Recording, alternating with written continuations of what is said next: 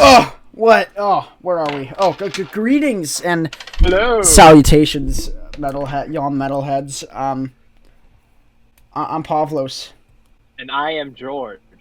and we're just a couple metalheads who like listening to metal, and listening to rocks, and listening to Dwayne the Rock Johnson slam a man to the ground, like really hard, like into the window. You know, I mean, I don't know if you've seen Dwayne the Rock Johnson.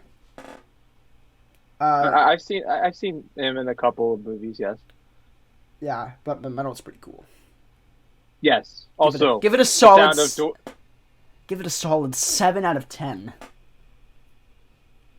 If we think about it, if we think about all the bands there are, technically, the most of those bands are terrible. Like they're the literal like dog garbage. Like, I swear. Well, I suppose everything is subjective, but yes, I follow what you're saying.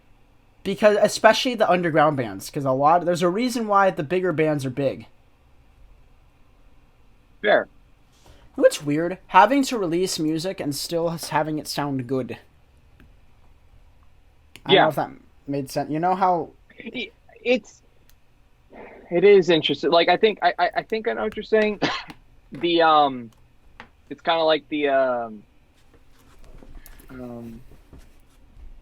it's like all the fillers.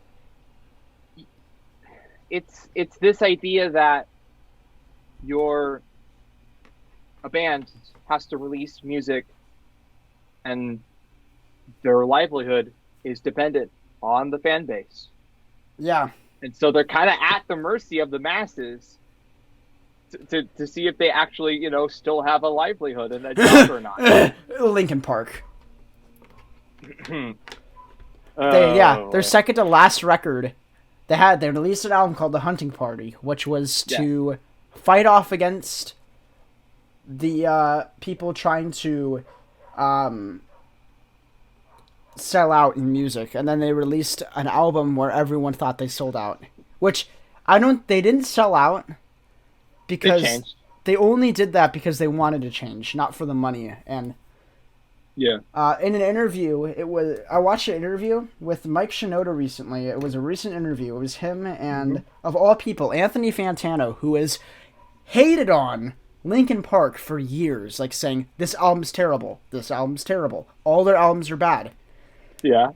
And because of all these reasons. And before the interview starts, he says to him, when I was asked, hey, do you want to do a Mike Shinoda interview? I said, why would I do a Mike Shinoda interview? Everything he's done is terrible. In front of Mike Shinoda, Mike Shinoda just starts laughing.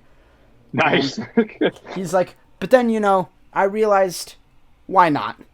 And so they start talking about all these music because they all like a lot of electronic stuff because that's what and stuff like that. And so they get into new music, and he says, and Mike Shinoda says, do you know what I hate about everything on the top 10 on the Billboard top 10s? Yeah. Almost every single song, these musicians only do it to make money, and I can't respect that. He says, even if I like the song, I just can't respect that the artist who did it just to make the money. And it's teaching all these kids who are growing up with this music that it's only for the money.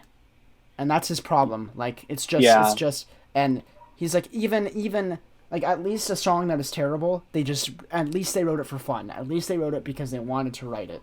Yeah. No, and I think that kind of goes back to what I think Linkin Park was doing, was they just went the direction they went to go, and losing fans be damned, like they just did what they want to. Yeah, they didn't care. And they're just like, let's go. I think what band was similar to that were very much, I mean, sure, people called them one of the greatest melodic death. They were pioneers of melodic death metal. Along with At the Gates. Everyone loved it. Yeah. Yeah, and then In Flames became like I never got into them fully, but yeah, I know a lot of people got mad after, like, got really frustrated with the direction they went.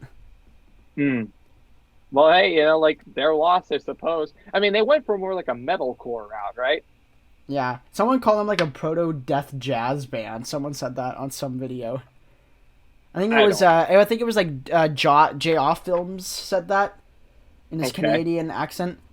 Yeah, I think sure. we call a proto jazz death metal band. You know, I can't do that. He's one of those he's like the pinnacle of metalhead YouTube at this point Okay. in thrash metal. He's literally like he did a video where he said all kinds of thrash metal in a nutshell, and he's like German, and he had like a Sodom thing, and he had like guns. But like, is right, we're going to the thrash metal concert. And then like he did American thrash metal where they're just drinking beer and getting drunk. Like, Yeah, ugh. sounds And about right. yeah, there were some good ones. The black metal fan. The black metal fan was the best. Yeah. He was like walking into like forests and going into like Hmm. and like spitting. He was like spitting on churches or something. Like, you're wrong. And then he went into like a graveyard or something. It was funny, and he was like, Oh my ugh. god. He was basically as emo as possible, but being black metal. Right. I think black metal is it can range from being glorified emo to downright psychotic. Yeah. Basically. Or depressed. It's like the emo That of too. music, because emo is just like, and yeah. Yeah. And Real quick. speaking of emo, we got our next our next what are those called? Where you get like our next sponsor, emo. Get your emo at emo.com. Yeah, Yes. emo this, emo that. Get your emo sunglasses, your emo shirts.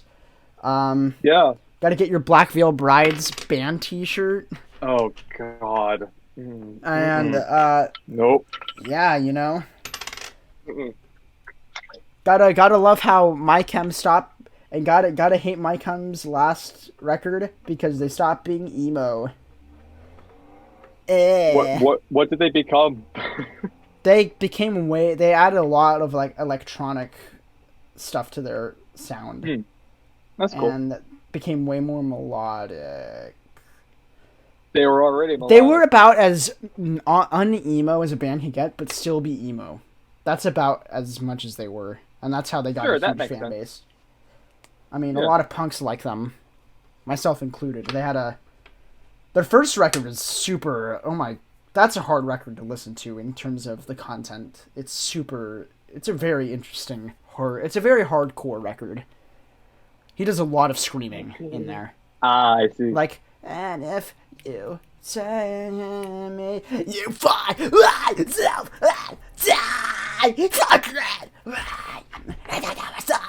and he does like a lot of screaming in that record. And then he kind of calmed down and on their second record where he screamed, but it was like the same style the first record, but the second record Sure. was way more clean in terms of the Sure. vocal style. Yeah. So the second one was probably the most depressing record. Oh, their third one is Cursed. Oh my lord, that third record. They decided to record it in a haunted mansion, and Oh, all that's the always members. a good idea. So they went in there, and the drummer had to leave because he kept on throwing up and got sick.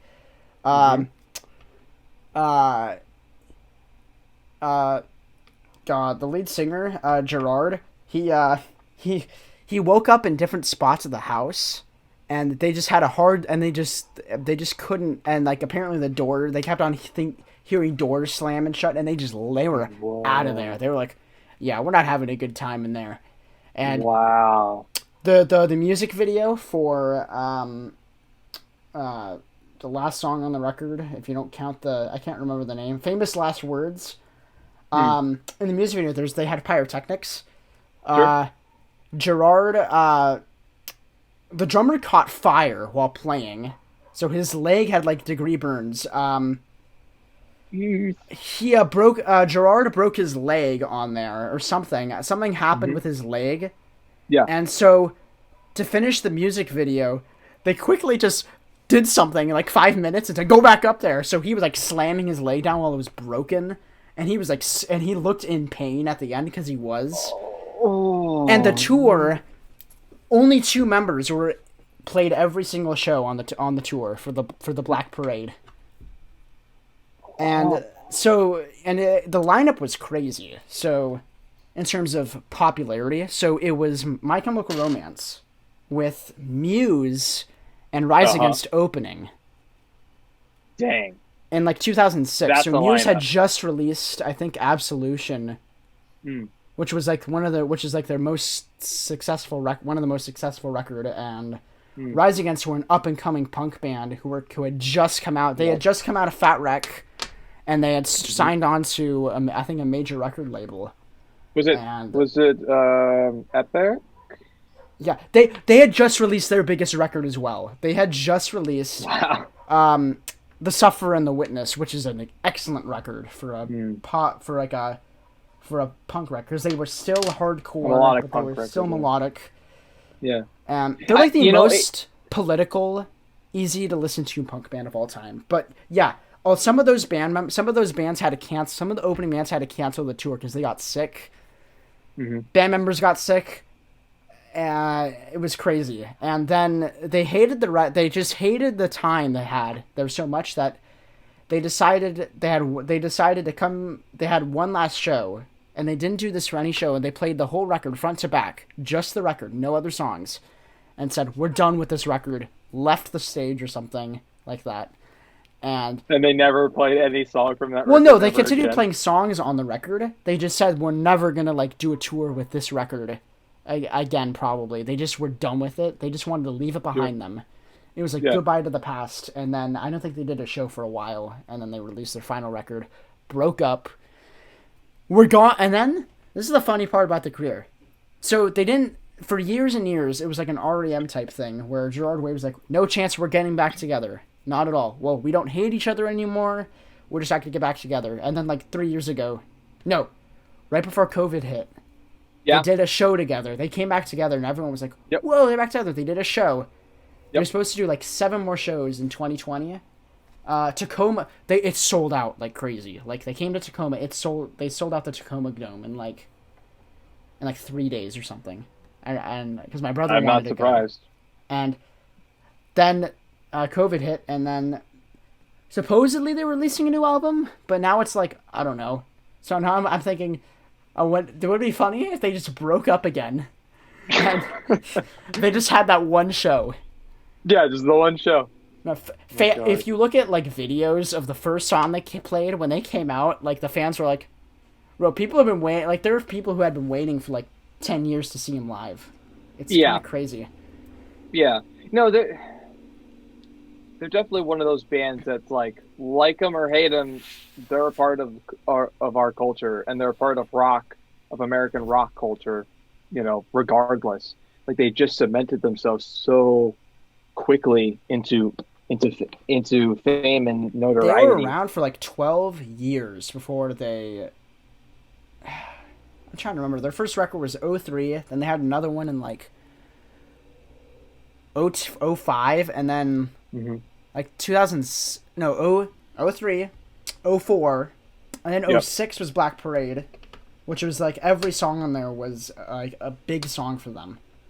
It was one of those records that I think people are viewing it as now like a classic record of the 2000s, as one of those records that people will remember forever, of that decade. Yeah, I think that I think it'll go down as one of the biggest rock records, period. I don't think it'll be, it got number one. Like, I had this magazine of, the top 100 rock and metal albums released in the 2000s. It had bands from, Machine Head, Lamb of God, Slipknot. So they did a really good job, choosing the variety, then. Yeah, it was a good for them. Good for them.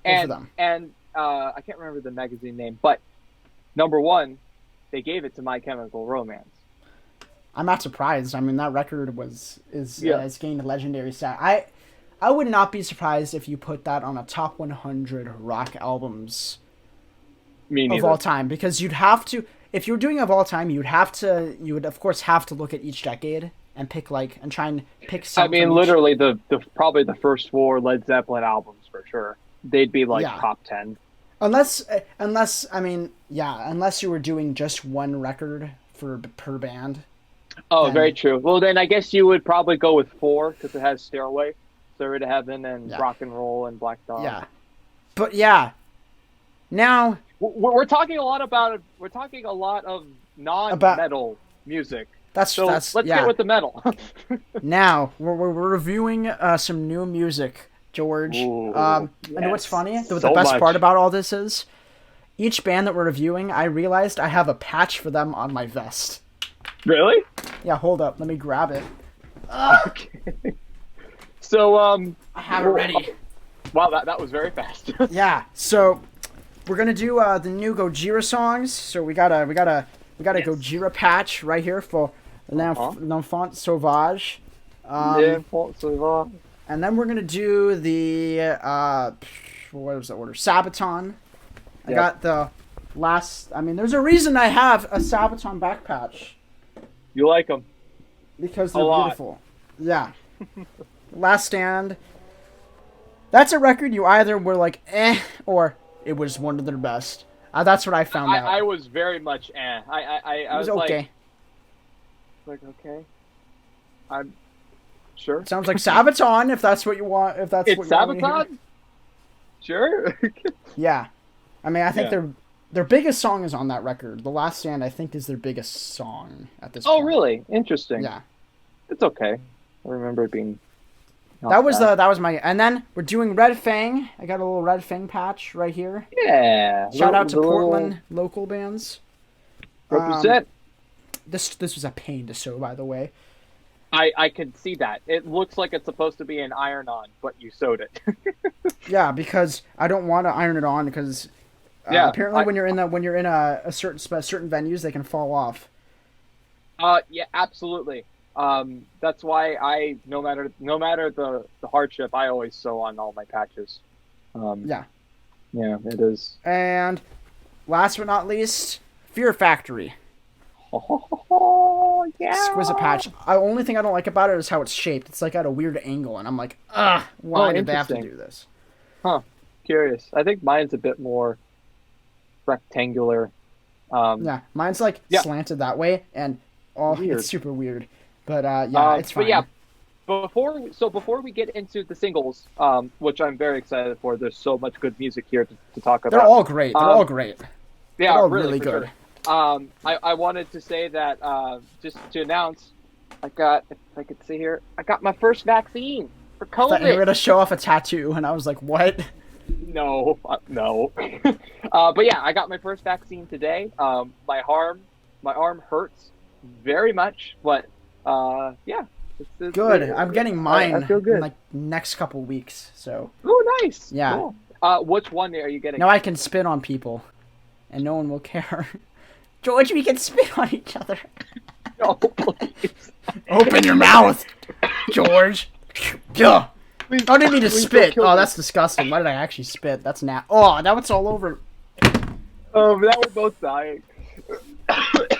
Well, we won't. Okay, so let's jump right into the singles, shall we? 3 Gojira songs. Tres. 3. All right. All right. So the first one that came out was "Born for One Thing."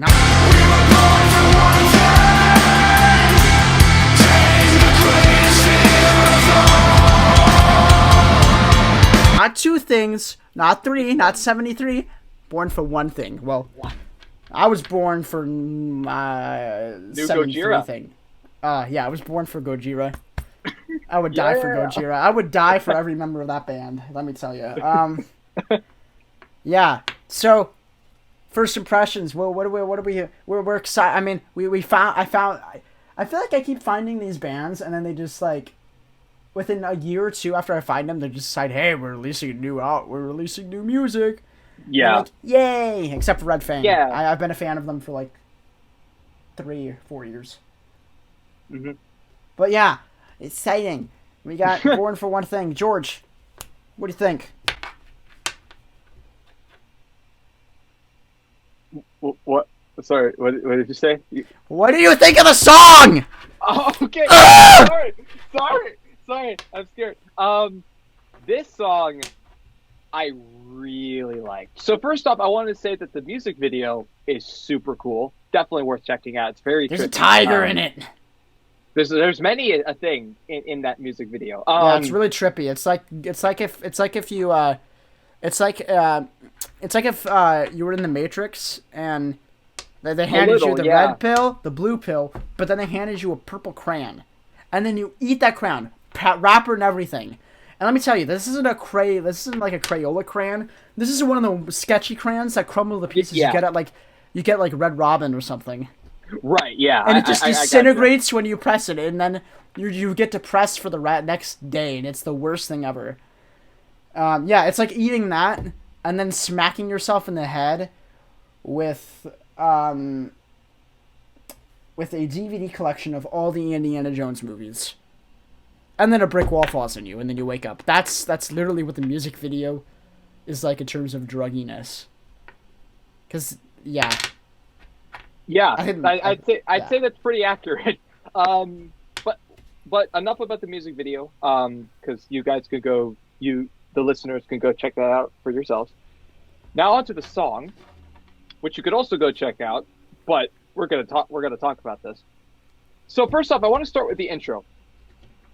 I really liked the escalating tension in the intro. I think I like the militaristic snare drum rolls. And I love that bass, like the bass, guitar, and the drum, like yeah. And it's super off. It's like the first time you hear it, you're like, okay, I think I like that. I don't know. We'll see. It's interesting. To me, when I first heard that, it felt like the dam was about to break. Like it's just this rising tension, and the whole water's just gonna come like flooding the valley right at you. Yeah, it's like listening to Blackened by Metallica with that intro. The intro, yes. Yeah, you're just waiting for like the snare drum to kick in. Or like I don't know if this happened to you, but when you're listening to Helvetios by Helveti, the first track comes in. Yeah. And then you get like that he like has this long prologue, and then he's like going, and then the violin and the hurdy-gurdy kick in, and then like the guitar, it's so good. And then that metal riff just kicks in, and you're just like, ooh, and once he starts screaming, that's like, bah! Yeah, it's like yes, it's like punches you in the mouth, like, ugh. Yeah, but that's a whole other conversation. But yeah, so good intro, very good intro. Now, in terms of the verses, I like the galloping feel of the double bass and the riffing. Also, Joe Duplantier going for a more guttural style in this. Not his most brutal by any means. I mean, no, I don't know if they'll ever come back to what they did with Terra Incognita. Yeah, or even. He did a lot. He still mixed. He still did a lot of that on from Mars to Sirius. Like that's true. It was way more aggressive back then. Yes. Like if you listen to like Backbone and then this, you can tell his style. Like the stars, and it's like way more aggressive about it. Like, but yeah, this now he's like refined it to like a more singing scream. So I'm just saying. I wanted to. All I'm noting is that they're incorporating a lot more of the old influence, because if you look at their previous record, Magma, it was a totally new thing for them. Like not totally. Like Silvera and Prey are still pretty like in the vein of like the but typical. Even then, those are all. There's a lot more melodicism and a lot more simplicity to the sound. So. It was interesting to see the first brand new single, because Another World, we're not going to really talk about that because they released that last year, but that was technically a single, I guess. It's okay. For this new record. Compared to I'm just going to say, compared to these songs, that it blows that thing out of the way. Like, I I agree and disagree. I think it's still there. I really do like the how it's because it's so that song Another World so much different than these three in my opinion. It's Like more and like it's it's just more like Magma in yeah, that it's kind of sense. like that bridge I would say between from Magma and this record. Yeah. But yeah, so I just wanted to It note might that be their softest song, other than Shooting Star. and their interludes. Yeah, They're well, like no one counts Unicorn, interludes unless they're like really, really long Red interludes. Winter. Yeah, or whatever. Yeah, so I just wanted to note that, like, this time around, definitely kind of going for a more old meets new style, which I definitely liked. I also, I liked how they played around with I think there's a part where Joe goes down, like he says the vote, like but it down, gets dark. It goes down, right. down, They, down. they pitch shift his vocal to be very low, which No, is I not don't. some. Maybe I feel like he actually went low, like with his voice, because he did the scream went more guttural. I felt like. Yeah, that could be. I think, but if it was pitch shifters, that would We'll be have to the wait first... when we see them live. Yeah, And and and this song made me really even more excited to see him live. Like I'm like, oh yeah, as long as they play, as long as I hear them play, the Gift of Guilt, I'm good, because the Gift of Guilt is turning into one of my go-to songs in general. That is literal. If I had to make a playlist with just entitled musical masterpiece, and I had to pick that's one Gojira song, Gift of Guilt easily Yeah, goes up I there. I'm right there with you. That song, Flying Whales is also great as uh, well. those Backbone. two, if I can hear those two, I'll Yeah. be like set for life. Yeah, you'll be set for life. Yeah, and Stranded. Stranded was my gateway song into them. That was the first song I heard, Yeah. and I just like it because I just want to hear it because it was this first song I heard by them. Yeah, And I listened to it 12 times before I got it, but when I got it, I was excited. Before your brain was like, oh, you like this, like a lot like this. It's weird because it was weird that it was like, okay. Yeah, I don't know why. There was something about listening to it the first few times that I liked more about than I listen to it now, because I didn't get it, and I wish I had that feeling again, where I could not get it and then get it. Yeah, because every time you listen to a song, you perceive it differently. Feeling. Yeah, yeah. You perceive a song. God, I hate it when you get after you like it a lot. I hate it. It's like, It's like Helvetii. Yeah. I want to find them again, and then be shocked when I find out that they scream as well. Yeah, that's so true.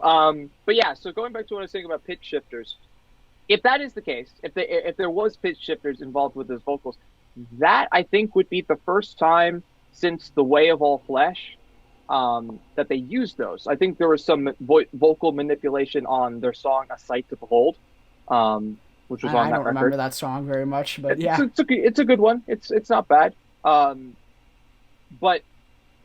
But so going back, so yeah, I like that. The chorus, I definitely like the chorus. This year, I wasn't surprised. I was surprised when it went like that guitar tone like immediately switched, and I was like, oh, yeah. The Born for One thing. When he said that, I was like, oh, yeah. I think to me, I mean, Joe DePlantier has made no effort to hide his love for Deftones, hence why they're going on tour with them. But I kind of get I get some Deftones vibes from I can this see chorus. that. Yeah, definitely. A little. It's got that ethereal feel, so you know. Well, that's why they're a progressive death metal band. Now they're more prog. They're prog metal. They're about as heavy as a prog band can get, as a prog metal band can get.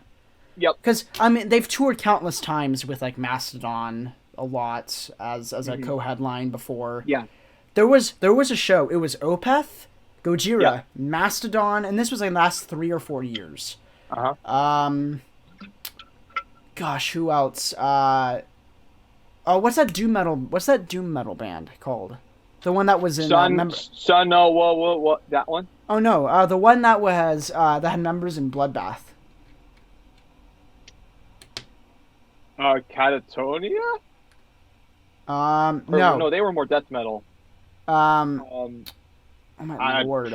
What's the name of the I'm, I'm, band? This I, is killing me. I'm Um, failing you. I'm failing you here, oh, bud. this is I killing me. don't even This have is, enough information to search it up for you. um, Doom. While we wait, I just like to say this, the second, when they did the chorus the second time, Mm. when they had like they had that weird stuff in the, like, in the background where he would do like I don't know what he was saying with his There's definitely voice. like a Yeah, and then it yeah went straight into the chorus again. yeah. I was like, this is beautiful. Paradise Lost was on that lineup. Oh, Paradise Lost. It was like Yes. Gojira, Okay. Paradise Lost, Mastodon and Mastodon, Opeth, and I think maybe even Catatonia was also on there. I could be Oh, wrong. okay. It was so a Nice. very crazy lineup in terms of, Yeah, because those are all very influential bands for what they do for sure. and stuff. Yeah. The only thing missing was like Deftones or something. Yeah, something to kind of bridge the Yeah. gap. There was a little, another but tour. It was like Alice in Chains, Mastodon, and Deftones all went on tour. oh, And then I think Deftones, Mastodon, and Gojira also toured together as well. that sounds so And then there was Guns N' Roses and Gojira. What? I don't know how that happened. They Are did you two shows. serious? So what Guns N' Roses did was, so for their Not in This Lifetime reunion tour, instead of having a specific band for the first time they did it, they chose a different like band for two shows. Oh. And so they had Gojira for two, they had Deftones for two as well. Mm-hmm. And I'm like, if I went Deftones to that I could show, see working more. yeah, but the opening band would Gojira? blow the other band away, I feel like. Yeah, well, and it's also what you don't want for your opening band is for everyone to go to just see the opening band, and then everyone's gonna leave, and then everyone else comes back in to see Guns N' Yeah, Roses. but I think most people who would go to the Guns N' Roses show would go there to see Guns N' Roses, to be honest, in terms of... Because Yeah, Guns N' I Roses are suppose so. probably one of the most influential bands to come out of the late 80s hard rock. And yet they only released 3 albums that were like decent. Chinese Democracy was pretty... Chinese Democracy was pretty good. It's just no one really listened to it because Slash or none of the other members were on it. That was the only reason that no one really listened to it. It was way more industrial than the rest of the records. I don't know about you, man, but people did not like that album. I haven't even bothered to listen to it because I'm not even a big Guns N' Roses person. But yeah, I come back to that band quite a bit occasionally over the years. Like I stopped and then I came back to it because I find after I took a break from them that I liked them more afterwards. it just every time, you know, you could bet your bottom dollar that every time Welcome to the Jungle and Paradise City come on the radio, I'm going to scream the chorus off at the top of my lungs, and I'm going to love it. However, it just pains me every single time when I hear like a great, like heavy riff that like Slash comes up with. Then they have to do like an ocean of power, an ocean of ballads because they were a hair metal band and they're pop, and it's like they were not a hair metal band. They're the band that ended the hair metal like routine. Because people, Nirvana here's the and thing, literally everyone else in the grunge movement. In the 80s, by the time it was the end of the 80s, people were getting sick of it. Like it was like, okay, we want something darker. Guns N' Roses were in that initial impact, because none of the hair metal bands had done anything as dark as Guns N' Roses had. I mean, they were swearing left and right. They had an attitude that they weren't wearing makeup. They weren't doing anything like that. They weren't trying to. They looked kind of disgusting. Mm-hmm. They weren't trying to be as ooh la la about everything. And then when grunge sort of became big, which the way it became big it's almost unbelievable. It just kind of became big out of nowhere. It was kind of like the Big Bang. Yeah. Which is it. 1991 was like the biggest year for music ever. I mean, some of the biggest record. It was the end and start of all the genres. I mean, you had the Black Album. Yep. You had Use Your Illusion 1 and 2. Yep. Blood Sugar Sex Magic by Red Hot Chili Peppers. Yeah. And then you had stuff like 10 by Pearl Jam, which didn't really become big until 93. Makes but, sense. I mean, and then you have... And then Nirvana's Nevermind was probably the biggest record to come out. And then there were some secondary records that were also key that year, like Octung Baby was when U2 kind of changed the game. Soundgarden's Bad Motorfinger. That's another important one. Yeah.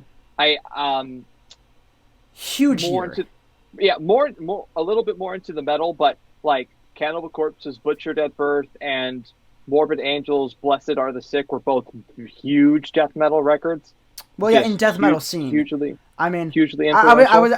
I was trying to go more into mainstream, like how it changed for the because I was trying to talk more into the mainstream, how mainstream music changed from the 80s to the 90s in terms of it was the ending of like that we want to make things kind of happy to now we want more aggressive, everybody. And then the 2000s and 2010s rolled around, and now I'm like, what happened? I thought we were going darker. And then, oh no, we're too dark. Yeah. We hit too dark of a road. And now we want to hear a bunch of... Ariana Grande and Post Malone. You know, at least Post Malone releases stuff that he likes. At least he shows off his uniqueness. Yeah. I will admit, compared to a lot of people in that genre, Post Malone is not terrible. From the things I've heard. I'd say the same thing with like... I'd say the same thing about like Ed Sheeran and Shawn Mendes. Those two guys, I respect Ed Sheeran good. a bit. He's cool. He doesn't try to be a pop star, but he is.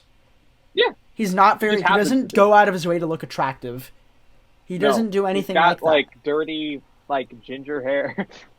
Yeah, he's like he looks kind of like an average, almost nerdy guy, but he's writing these songs like.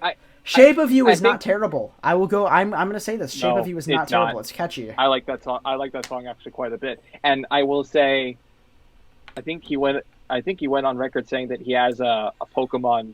I think he has some Pokemon plushies and or a Pokemon bong in like his apartment. Pokemon bong. Yeah, he likes his bong hits, dude. Pokemon? No, it's not. It's not even that. It's just Pokemon bong. That's beautiful. All right, now back to the back to Gojira. So I think I will say one more thing before because we both agree this song's great. One more thing though, the breakdown of this song is heavy as hell. Oh my god, the ending is so cool. The ending, yeah. And that ending kind of reminded me of Lamb of God's Faded Line. They did kind of a similar thing where like really kind of distorted or very high pitched riffing and like slow pacing and like this escalating like end. It's awesome. Yeah. You know what's awesome? How in the middle of Backbone, they've had Randy Blythe come in like 6 different times over the years. Yeah, that's like true. Like before he does like that final like scream like from Lamb of God, Mr. Randy Blythe, and he's like, oh come on, and then he goes like they played at some not a state, I don't know if it was a stadium show, but they played at some pretty big venue, and he goes up because he's a punk, like he's wearing his Bad Brains shirt. Oh, of course. He's going crazy. He goes up to like the gate thing, and he's like trying to go in. He's like going towards the pit and like kind of. I think he went into the pit and started shoving people around. Nice. Like, that dude has stayed punk his entire life. Like he comes. Joe doesn't headbang as much anymore, as he's gotten older. But because of Randy going crazy, he just started doing it too, and it was so fun to watch. Yeah.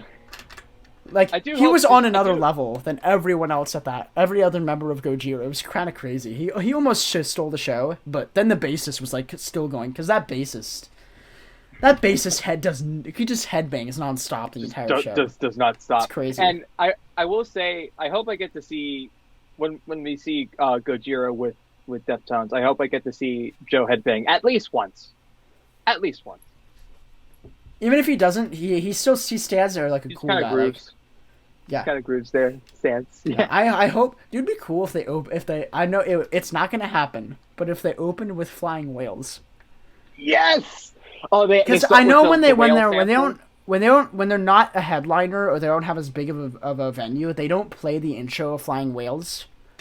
They just because do like the wall of death. I think it's for the sake of time because they want to fit in more songs. They don't have enough time. There's like three. Set, yeah. The first like 3 minutes of the song is just art samples. Do do do do. Yeah, like. But it's weird because I've heard if there's a video of a producer listening to it and he's noticed that it doesn't only set a line for what's going to happen for the rest of the song, but in a technical the song doesn't change from the way he hears it in a sense. In a weird sense, like he explained like because the way a producer reads music is completely different than anyone else. Like a musician or a fan or anything. Well, like even that, maybe a musician, because over time the musician learns from the producer. And stuff. But yeah, that's crazy. Anyway, Born for One Thing. Beautiful. Now, next, this might be my favorite song that we're gonna talk about. It might be. Mm-hmm. It's up there. Amazonia.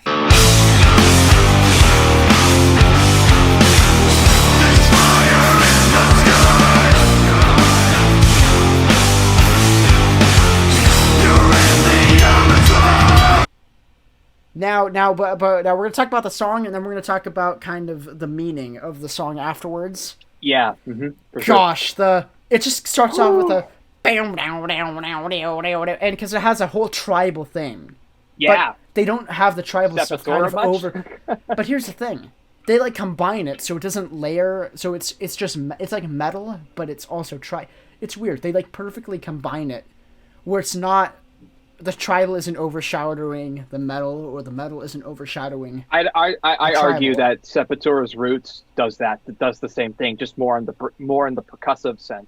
But yeah, I really like the atmosphere. I want to emphasize the atmosphere of this piece. Bro, I just want to say that boing, that bow, bang, bow, bow.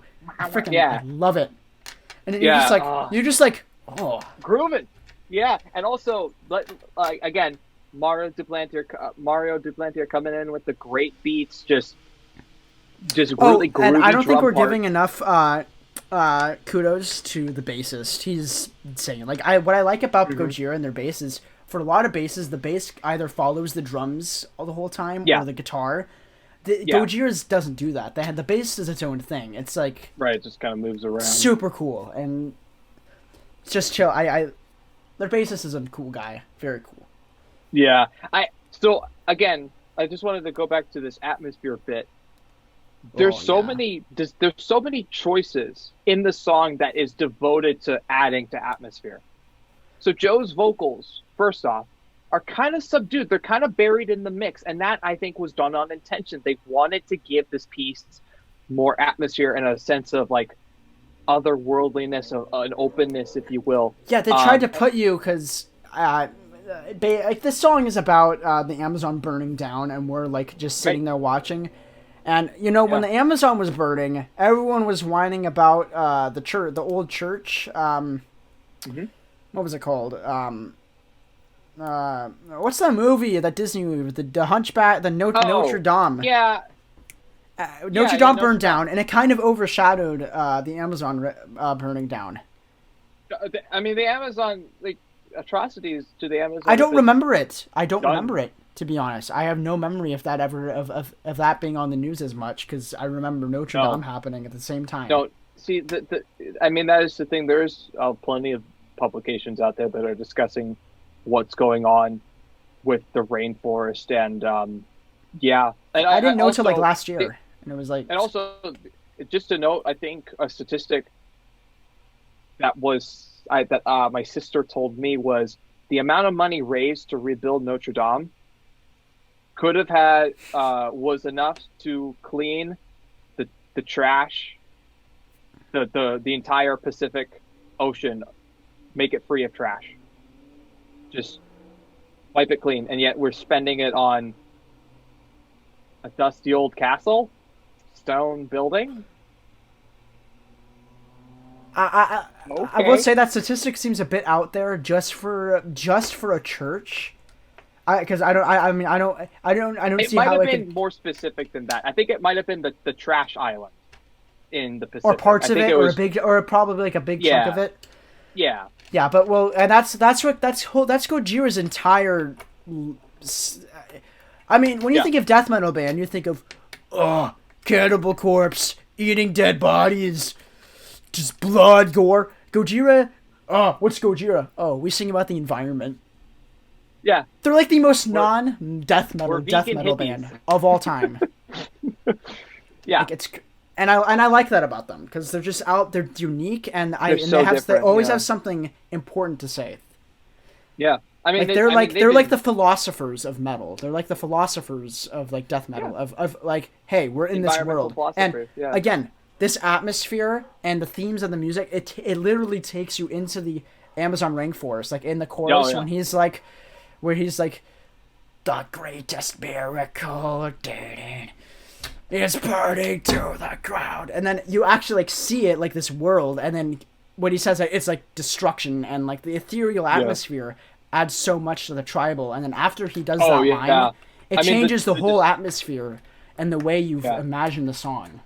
Like, even though it doesn't change musically, it changes the way you think about it, and it's like, yeah, and I love the distorted choir vocals. Mm-hmm. Like, just like again, back to the atmosphere thing. It just adds to it. It gives this sense of openness, and it's amazing. The music video, I mean, I don't know. I don't care if you don't like this type of music. I would recommend everyone watch that because it definitely paints a good. It shows exactly what happened in the Amazon rainforest, like before and after stuff.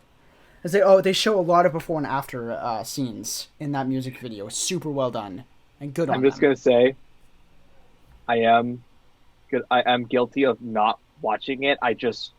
When they released the song, I was on my way back to Oregon from San Diego with my family, and so I was like, I need to just I could only download and listen to the song itself. I couldn't watch the music video. I just didn't have the time. All right, so George, I'm gonna actually show it to George after we're done here.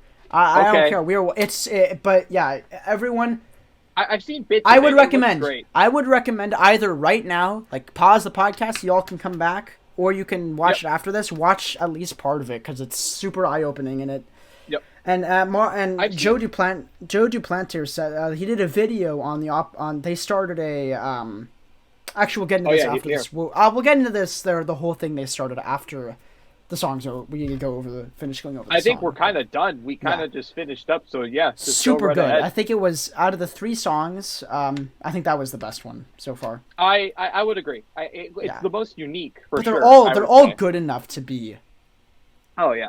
To be on a record and call like I could call like if Born for One Thing was the best one, it would make sense to me.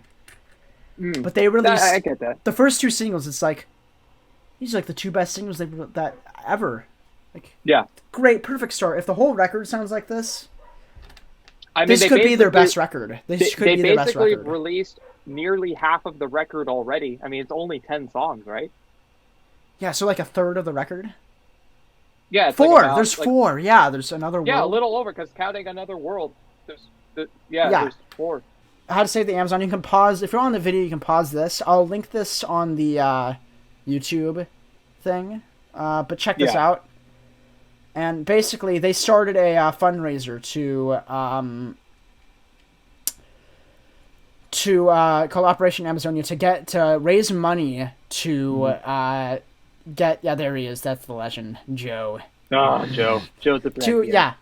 He did a video on how like it says here with $75,000 we could build 15 of them. I don't know what he's talking about, but he's referring to these tents where they could provide medical care to people and like provide housing and shelter and all this stuff, and it's very important. Like I think they said getting one of these is absolutely life-changing for these villages. Yeah, and he talked to on Zoom with actual natives from who are helping out. Oh, yeah. And Oh yeah.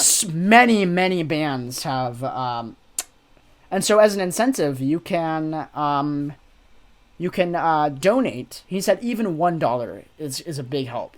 Like anything can help. I'm thinking about doing it myself. Even I'd recommend everyone do this. I'm not forcing you to. I mean, everywhere we're all going through our own It's a struggles. recommendation only. But yeah, if you guys want to donate to a good cause, I mean, if you already are, then still good for you. This is if you aren't or you still want to, even $1 is fine. I mean, this is a perfectly good one.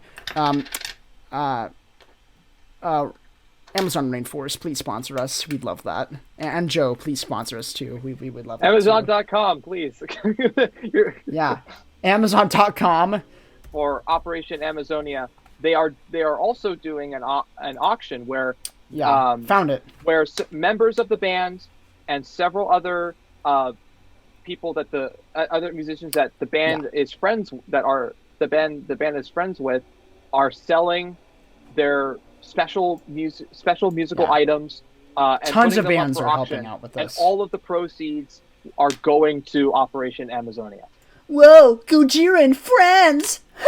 That sounds like a new TV show. Gojira and Friends? Yeah, it does. Hello, Maynard, come here. Hi, I'm Maynard. I'm Maynard. I wrote a song about, that's kind of overrated. My sexual organ located in my lower abdominal area. That's Anthrax, not. But it's a tool. It's a tool in a Anthrax. Maynard's bleep, dude. Maynard's bleep. I'm not even gonna say because I don't want to bleep out my thing.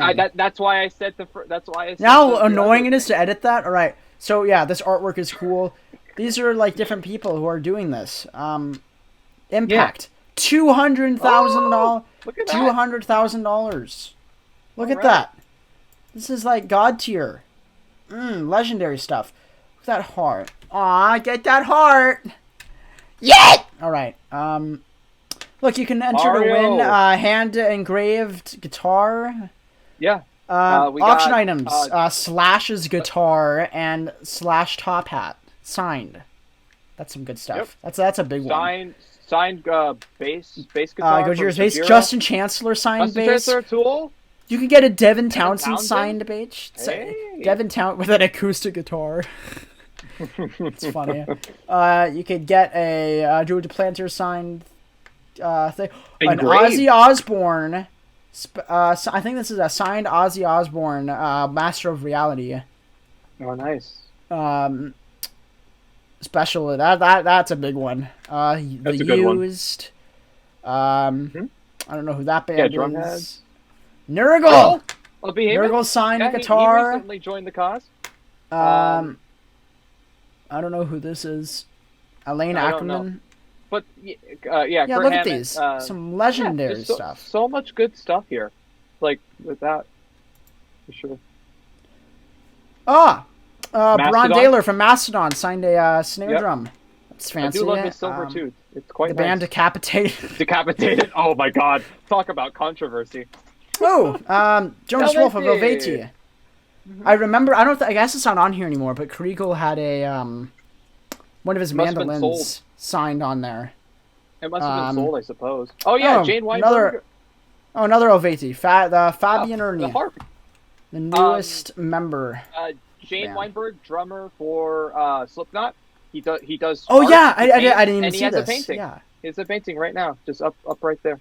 Yeah, and there used to be a Ib Cunningham signed snare drum, and this is probably if I had to choose one, I would want this because this is the snare drum that was recorded during the Adrenaline sessions, like that you hear on the CD, and he signed it. So good. That's awesome. That would be my go-to, or maybe this one. I mean, like, it's just so many great things here, and again, it's all for a good cause. So Mastodon loves you. Yeah. So there's auctions. Awesome. Yeah, it's great. It's good Mastodon stuff. loves you. Mastodon loves everyone. They have a bunch of cool. They're like the coolest people in. I feel like all the band members are good enough to be the cool guy in a band, but yeah. Yeah, but there are a bunch of cool guys. It's good stuff. Yeah. Troy So, Sanders, that was Braun Baylor, Amazonia. etc. Now, our final Gojira single is Into the Storm.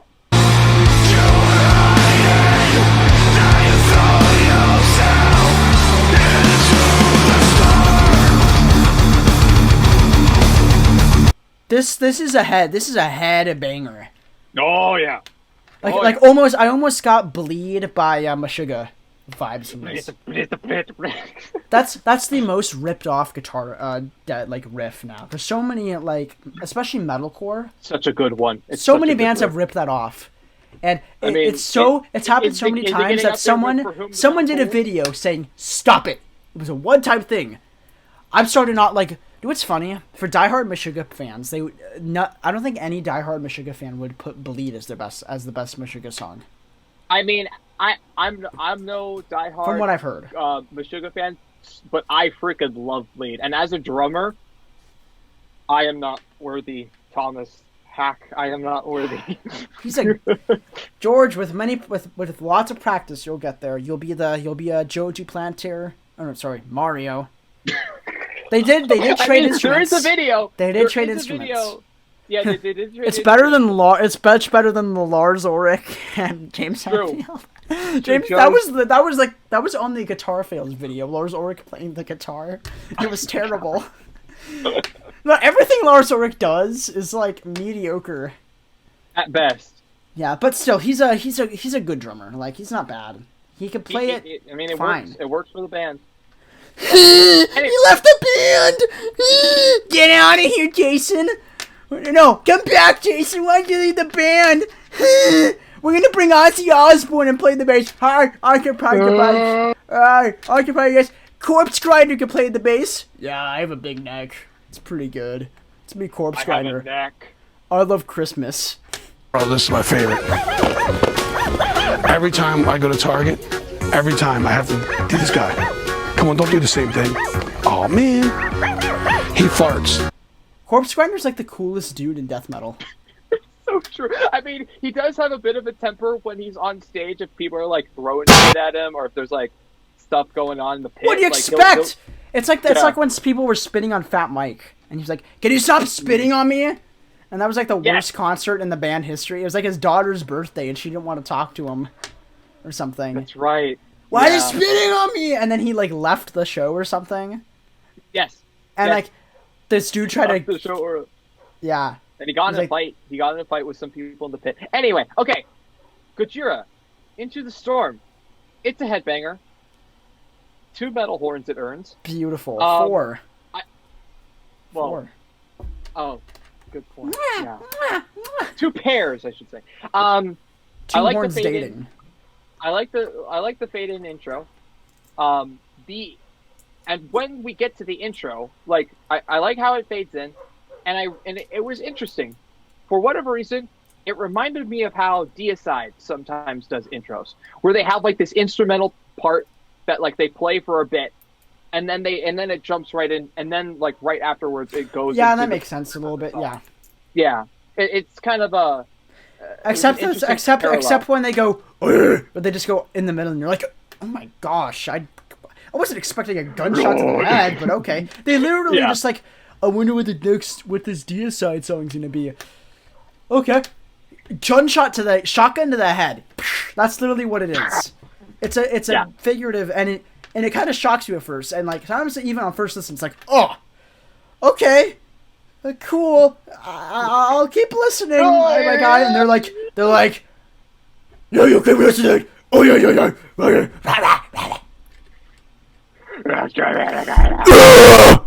Ow. I don't think that even picked up on the mic, man. I think it just failed you. Oh, there's saliva all over it. I'm gonna lick it off. Ugh. That was possibly the grossest thing I've seen all day. Anyway, back to Gojira. The main riff is very badass. It makes you want to headbang. Really, a lot. A lot. George can't headbang, or else his headset falls off. Well, I can. I just all my hair is in the back, And also, yes, Headset. Someone comes from behind. Ding dong, a mailman's here. Get your mail, fool. What is it? Oh, it's the new Chevelle album that's coming out in 2025. Yeah, we got it 4 years after. 4 years before. It's called Sleep Apnea. It's after their song Sleep Apnea. They re-released it and they kind of wrote a new album. It's okay. Okay. Yeah, All right. the guy who produced the first 2 Deicide albums, produced it. I think that was. He actually co-produced it. He also had Morrissound, the Morrissound Studios in Florida. I think Jim Morrissound, I think is what his name. He worked with who's the guy that did the first like the big Slayer albums, and he also worked with like Eminem. He's like famous. Rick Rubin. Yeah, Rick Rubin also did it too. Okay. He produced one song. We gotta stop getting off topic. Otherwise, it's gonna take half a year to get through this. All right. I like the reverb on Joe's vocals. Again, atmosphere. This song has a lot of it, and this whole record has a lot of has like a sign of an atmospheric thing. Absolutely. I think like that's what they've done well at for the past like 3 or 4, even 4 albums. They've had a lot of cool atmosphere. Like Art of Dying had a very like started off with a and L'Enfant Sauvage had its own like really like somber atmosphere.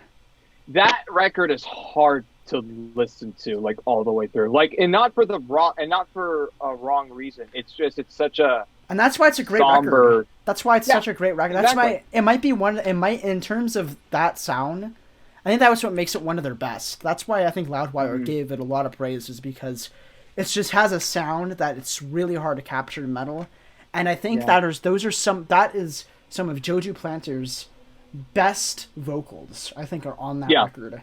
I mean, like so powerful. It's funny. It was almost like because I remember reading about some critics talking about The Art of Dying and how they praised the musicianship, but they almost felt like the vocals didn't have any.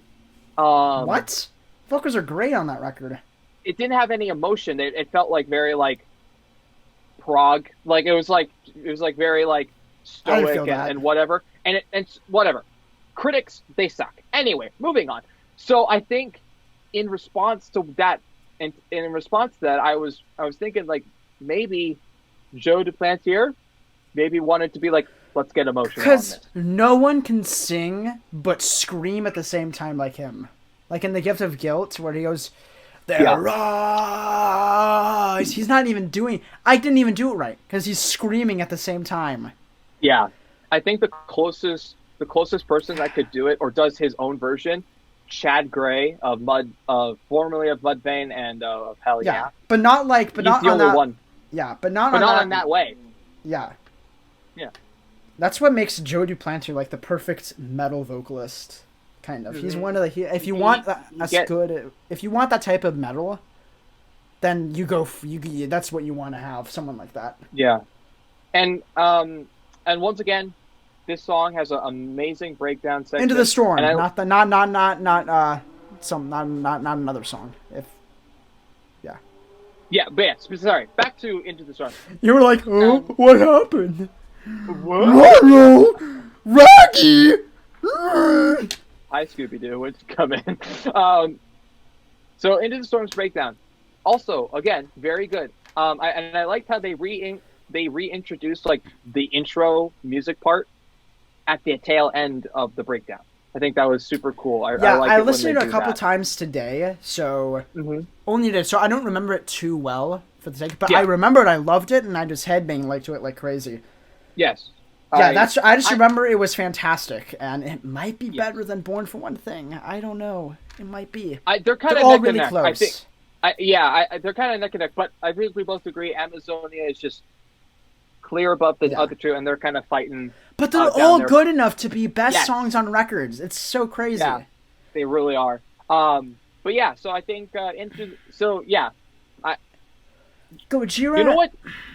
So these collection of songs, what this tells me, this record is gonna be the perfect fusion of old Gojira and new Gojira. I think it's gonna be a combination of the more extreme metal but themed, and they'll also drumming have songs. and they'll also have songs like riffing. Another World, where it's gonna be like more like Simpler. Magma-esque things. Yeah, more simple, more atmospheric. So the atmospherics and the simplicity Yeah. of Magma combined with the extreme metal musicianship and vocals of their past material. And if that's going to be the case, this could be their best record. Yeah. And I Maybe. gotta say, Magma, because my two personal favorite, well, three technically. My favorite is Magma, because that was the first record I listened to, and it really blew me away by them. So that was my favorite. There. Yeah. And then I think I like L'Enfant Sauvage. I will agree, some of the songs are harder to listen to, but I think that's just what makes it so different and unique. And it's that's artistic, and it's got one of the best album artworks. I think it's their best album artwork. Though this record has a cool artwork too. I really like this one. It's very cool. And then I also like Morris Sirius is a good one too. But I listened to that. That one took me a few more listens than the other two, so that's a bit why I have it below. But after that, it's on that same level for me. They're all great. I think for my, I'm not counting Fortitude, which is this. By the way, we haven't said the name of the new album. The name is it's Fortitude. Yay! I'm so excited. I haven't felt this happy since never mind. Discovered Gojira. Yeah. So I think, in terms for like comparing like favorite Gojira albums, not counting Fortitude, for me it's like a neck and neck between Magma and Terra Incognita. I just love death metal. I get that. Terra Incognita is out of their death metal out of their first two records. Terra Incognita is definitely better. Though Link is so weird.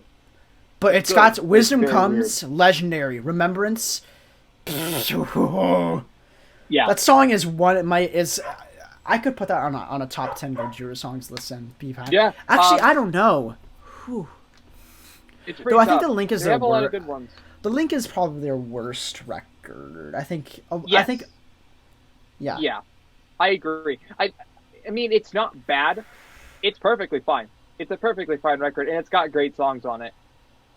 But it almost felt like they were trying to become a little bit like it was almost like they were trying to be more melodic, but they jumped to it too early, and they had to like take a step back with From Mars to Sirius, and then take a step forward with like The Art of Dying. It kind of almost felt like The Way of All Flesh was a really good stepping point. That's what I meant. The Way of All Flesh. Yeah. Because there's also a song called The Way of All Flesh, and then that song gets confused with with Art of Dying. But yeah. The Art of Dying could have been, with that album art, could have been the name of the record. Yeah, that's true. I suppose. Yeah. Yeah, so that's it for the Gojira. Great stuff. I think this is going to be my most anticipated record of the year so far. I agree. And that's crazy because Fear Factory's coming out with a new record, but yet I think June. I just feel like I'm more excited about the Gojira record, especially with these new singles. Well, I think we have a better idea of what it's going to be because, again, more singles and they're all fantastic. And they're so consistent, like across their career. I think they're the band that just have the best singles ever. Like all the singles for all their records are great. Like they're above Metal Imagination. But I'm excited. Our next song. Moving on. Sabaton. They released a new song, two versions of the same song. Liv Gardet, and then the Royal Guard, which is Liv Gardet is the Swedish version, and the Royal Guard is the same song in English. For the Swedish crown they stand, by the king at his command. 500 years for the fatherland. And what's cool is it's the 500. It's like the 500th or 300th. I think it's the 500th anniversary. Of the Swedish Royal Guard. That whole number is crazy. 500 years. Man. Yeah, it might be 300. I can't remember. But even then, That's a long time. It's a long time. Yeah. And, you 5 centuries, yeah. gotta give it up to that country for like being around that long. It's crazy to think Yeah. about. I mean, For sure. that's even longer than the U.S. has been around. More than twice as long. Yeah.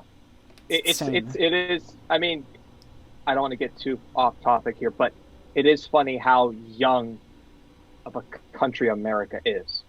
We're only just barely breaking like 200-ish years old. I think we're close to 300. Yeah, but we've been around longer than most countries have. So, I guess that's true. Yeah, but so I'm gonna be honest we're here. still younger than most in terms of aging. But yeah. Oh, Europe is so much older than us. Anyway, Liv Gardette. I will be honest. I only listened to Liv Gardette. I didn't listen to the English lyrics. It's basically version. the same. It's just with the English lyrics. It figured doesn't as matter much. because it's that's da why I da da da da da.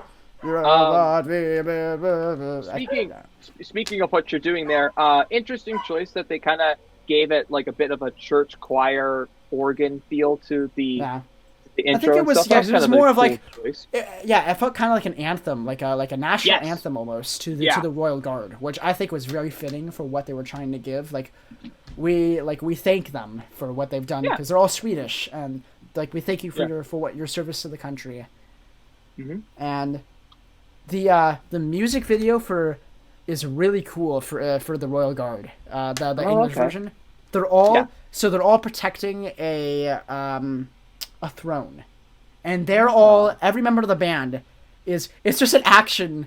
Is like Sabaton has literally the best music videos ever. Like the most fun things to watch. They're movies, so they'll have swords, and the members of the band all have swords, and like some of them have guns, and they're protecting the throne, and they're killing everyone who's coming in. And it's just them slashing people with swords, and it looks super good. It looks like a movie. Like, if you watched the Bismarck music video, you would think, is this a movie or is this a documentary? I mean, what is this? What was their budget for this? It's great. Yeah. And I'm going to be honest. I did not like this song. Oh, you didn't? I just didn't. There was nothing that stood out to me musically. I'm gonna be honest. I'm surprised that after going on hiatus from releasing an album, that they release a ballad of all things to like kick off like maybe a new tour cycle or a potentially new music. I don't know. Like I just feel like they have better ballads like Cliffs of Gallipoli or something. Like I don't know if they were going. I don't think this is gonna lead to a record of this theme. This is gonna be more like This is more like Bismarck, where they felt like because Bismarck was. I love that song. Bismarck was a song that they had been meaning to release for like 7-8 years, but they just couldn't figure out where they wanted to put it because they felt like, well, it doesn't go in the Last Stand. Album has a theme. Yeah. It doesn't go in the Last Stand. It definitely doesn't go in. If it was written, I think it was written around the time of Carolus Rex, or the idea. But that album at was least, all about Carolus Rex. And even the Last Stand, it doesn't fit in, and they were about to release. It's interesting because that was released after the first or second single because they released 3 songs before they released The Great War. The Great War. And in the middle of that, they just threw out the Bismarck. And it was like, why not? And now it's one of the most popular songs. Top 5, I think. It's on Spotify. A really good one. It's an awesome song. Yeah. But yeah, I didn't like Liv Gardette. I can see that. I mean, it's not not shocking. It's a fun song. I mean, sure. The fans liked it. It was cool, and no, like I will say, I am by no means a big Sabaton fan. I think I'll just like The Art of War and Carolus Rex, and probably that's it. I'll still keep like a kind of an ear out for Sabaton. Oh, if you like that, you would love the Coat of Arms. You would love Coat of Arms. That is on that level. Like, fans praise that record on that level. That was the record right before. I believe that's the record right before. It was right after Art of War. So in between Carolus Rex and Art of War. I get confused because it was released in 2010. And for whatever reason, on my phone, even though I switched it on iTunes, because I got the one with the bonus tracks, the rearmed edition. It's like my phone's like doesn't even process that I changed it from 2010 to 2008. So it's like, oh, we're still 2010, and I'm like, good job, Apple, great job. God, Apple, you piece of garbage. Oh my god, it's so bad. And but yeah, so it's like that, and yeah, great record. That's a record I think you'd definitely enjoy, and you probably like the Great War because it's much heavier than it's way more ballady. It's way more less about the singing, which is weird because Sabaton are heavily driven by the vocals. Yes, they are. But it's like a step forward from The Last Stand. I don't think it's as good in my opinion, but it's definitely heavier. Sure. And they have. Oh, you would also like Heroes. Heroes is really fun too. That's okay. That one is probably Heroes is their heaviest, I think. Okay, again, I'll keep an eye out. Like I think Sabaton's a fantastic band, and I love their devotion to everything like war history. For you, The Last Stand was not the record, and that's a lot of thing. For a lot of fans, for a big I think a majority of the fan base thought while a lot of them thought The Last Stand was a fine record, there's some good songs on there that they play live that everyone likes. Everyone great, and and the idea they liked, and I think a fan favorite album artwork for sure. Oh, the art's great. I really like it. It kind of reminds me of when like Nintendo would release like a poster for like Super Smash Bros. And you see all these like iconic video game characters fighting alongside with one another. Kind of felt like that, where it's just this collage of warriors and heroes, and you're like, oh yeah, it's so cool. Exactly. Whoa, Pikachu! Pikachu. And basically, that album for a lot of fans was okay. But no one can beat the Art of War or Coat of Arms or Carolus Rex. Yeah. Then there's Primo Victoria, which literally what you could do is just buy Primo Victoria, make it a single, because the album is Primo Victoria, and the song Primo Victoria is the only good song on the record, and it might be one of their best, like top 5 material. But the rest of the songs are terrible. Like they just couldn't. But Primo Victoria is, they play it every show. And the crowd is just like, thank you, D-Day, for existing. You were terrible, but we have this great song now. It's like they spent, fans are like, they just spent their entire time just on this song and then just said, oh, and here's some other songs we'll throw in there. Why not? Like B-sides and crap. Yeah. Yeah, that's funny. If I buy the record, if I get the record, I mean, I'd own it on CD just to have my Sabaton collection. I would literally delete the rest of the songs because I do not think I'll ever listen to them and say, Primo Victoria, single. That's literally what I'm going to do. I think I'm going to do that. I don't do that for very many albums, but just for this, I'll do that. But new Sabaton. I hope they have an album, maybe. I don't know what they're going to do. Yeah, like, again, definitely interested to see what happens next. Because they release a new record like every 3-4 years, and it's getting closer to that time. Because I think 2018, 2019. I think 2018 was Great War. 2019 was Great War, I think. That's fine. I think it was either late 2018, early 2019. Because I remember when they were coming out with the new single. Because I had just become a fan. I got it. I got it right here. It came out 2019. Oh, 2019. Okay, so we still have another year or two. Ish. Okay. Yeah. Okay. So Last Stand was 2016. Great War's 2019. Yes. Heroes was 2014, which was before Last Stand. Yeah. So, and that was 2 years in between, and then Carolus Rex was 2 years before that. Wow.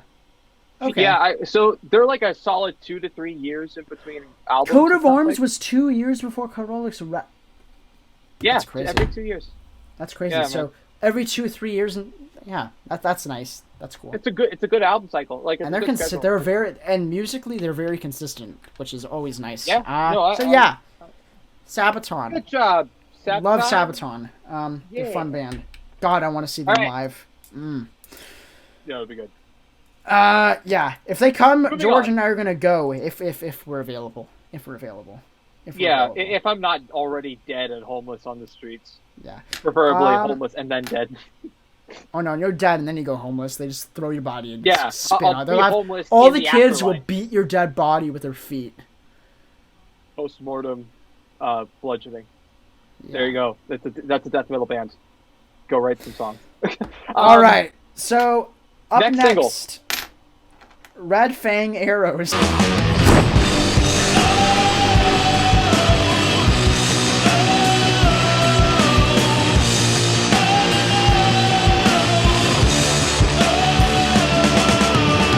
And I don't know if you guys have seen the music video, but Oh yeah.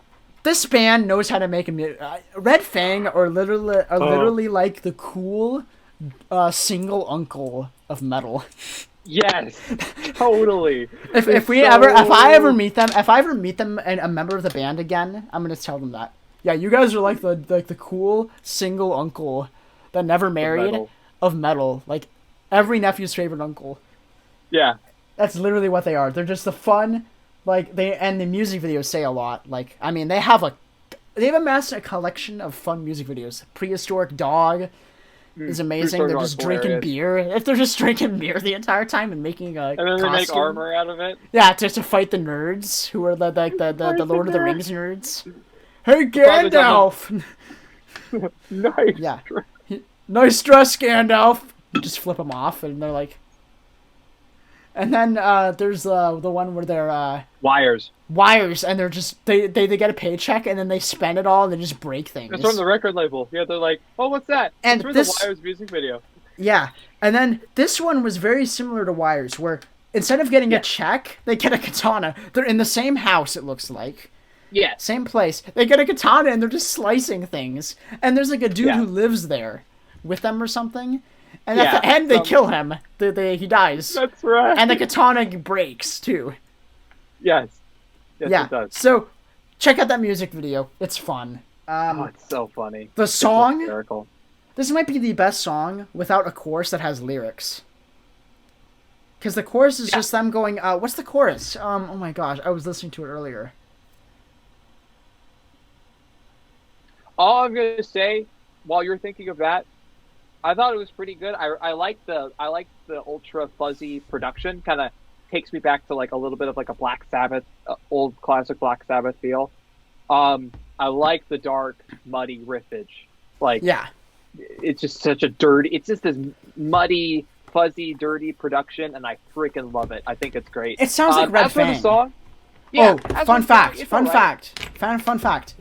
I think very recently it was the 10th anniversary of Murder the Mountains, Oh, which is Yes. probably their best record. That's a great record. hands down, indeed it is. Yeah, that One of the best, that- might be my favorite album to come out of Portland. Mm.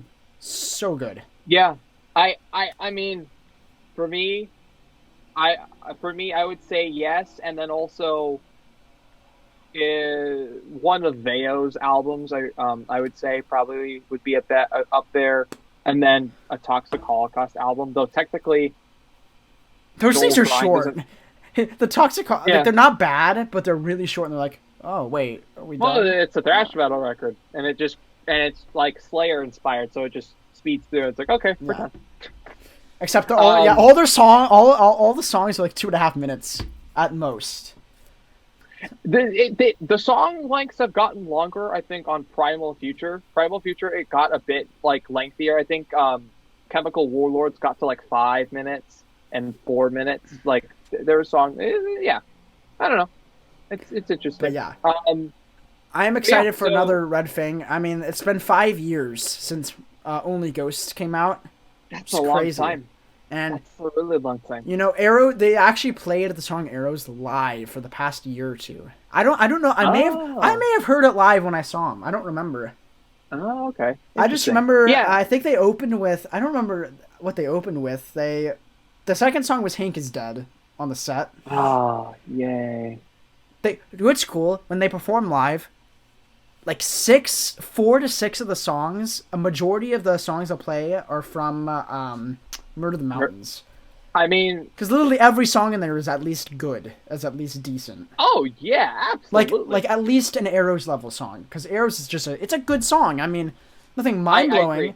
but it's just Yes. it's just Red Fang. It's fun. It's Yeah, good. if I play it, Well- I won't get bored, and it's just like. Yeah, fun classic metal. Like, just And that's what's fun about Red Good Fang. stuff. Like sometimes, like you'll listen to something like Tool, and you're like, wow, and then you just listen to something like Red Fang, and you're just like, yeah, Yeah. just some fun metal. Like I Yeah. they just don't get boring, and it's like it they don't is get really boring, great. and it's just it's like a brain. It reminds you of good happy times, and that's Yeah. what I love about Red Fang. And I will admit.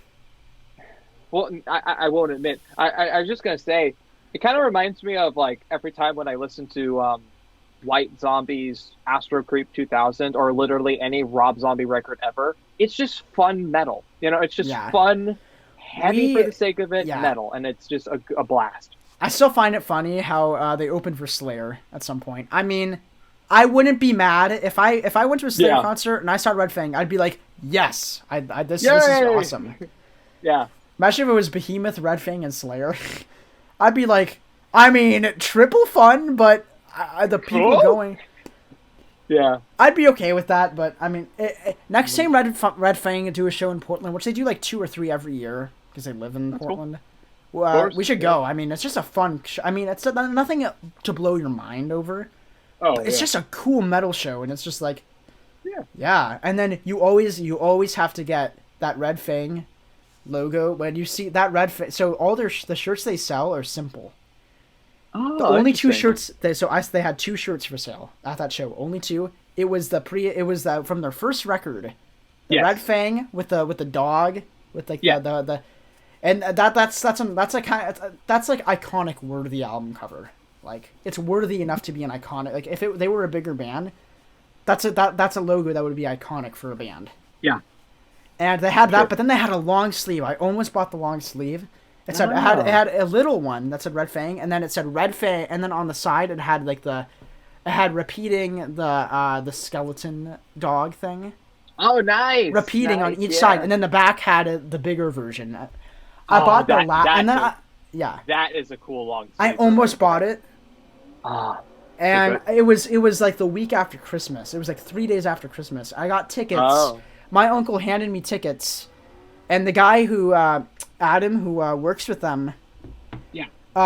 we met him, and he was like, "Yeah, you guys can have side stage and stuff." And yeah, we Oh, stood there the sweet. entire show on the side. I have some cool videos from that show.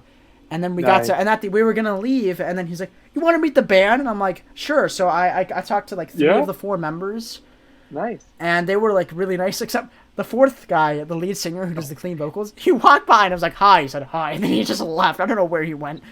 I mean, he's probably had somewhere to be. Like, It was the funniest know. interaction ever. And then I talked to Hi. the bassist and the guitarist, and then we talked to the drummer for a while. And then I got the used drumstick. It Yeah. was such a Yeah, that's fun, right. just such a cool band, cool guys, and they just know how to Yeah. have a good time. I mean, A good time. Yeah. yeah, and they kind of sound like Portland. It's weird. Like they just Yeah. remind me of the Upper Northwest. Like, Oh yeah. yeah, It's really funny to me how Portland, when you look at it closely, when you look at it with a magnifying glass, theoretically, it really does seem to have a really good metal scene. Like there's more metal bands in Portland. there's a than there lot, are- and there's a there's a good lot of, there's a like- mix. I mean. Yeah. Agalock is from Portland. They have a diehard following. I mean, that band has as underground as they are. That band has almost a cult, U.S. even worldwide following. I mean, Yeah. people like there's a channel called Quest for Metal, and he's from the guy's from England, and he adores this band from Portland, and I'm like. That's how I found them, because he did a video. He did his personal 50 favorite metal bands, and he put their album "The Mantle" at number 4.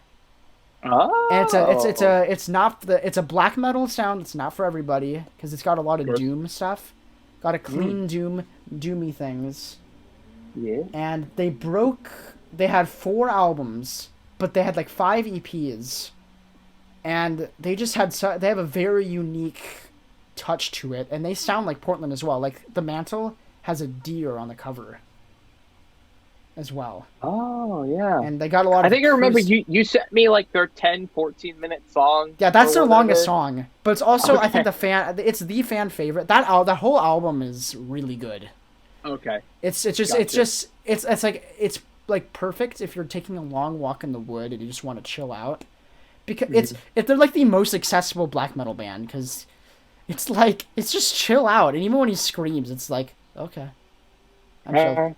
And then there's Veo, which is and then there's your one of your favorite bands, Veo, and they're like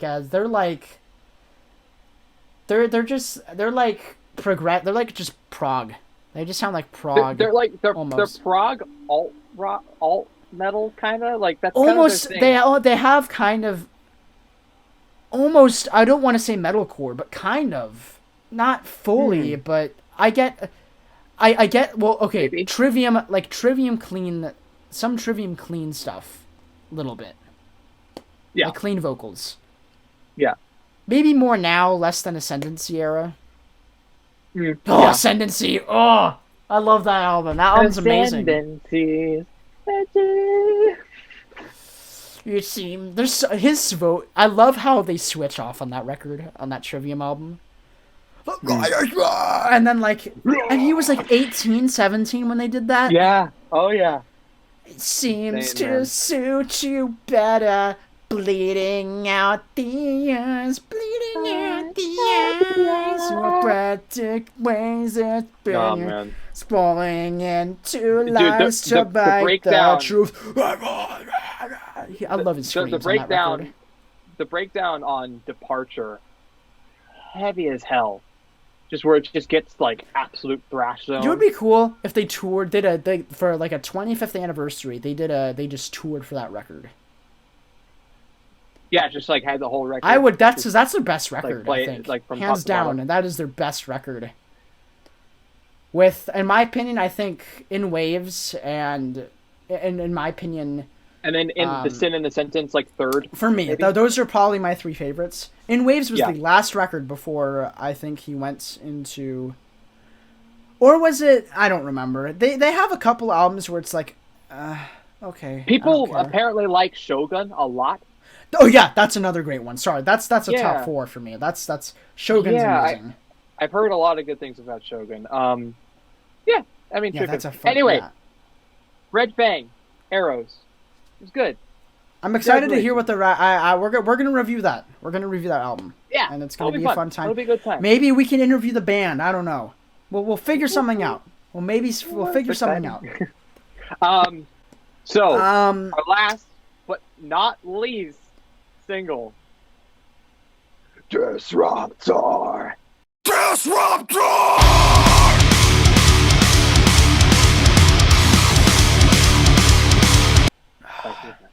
This one, I think.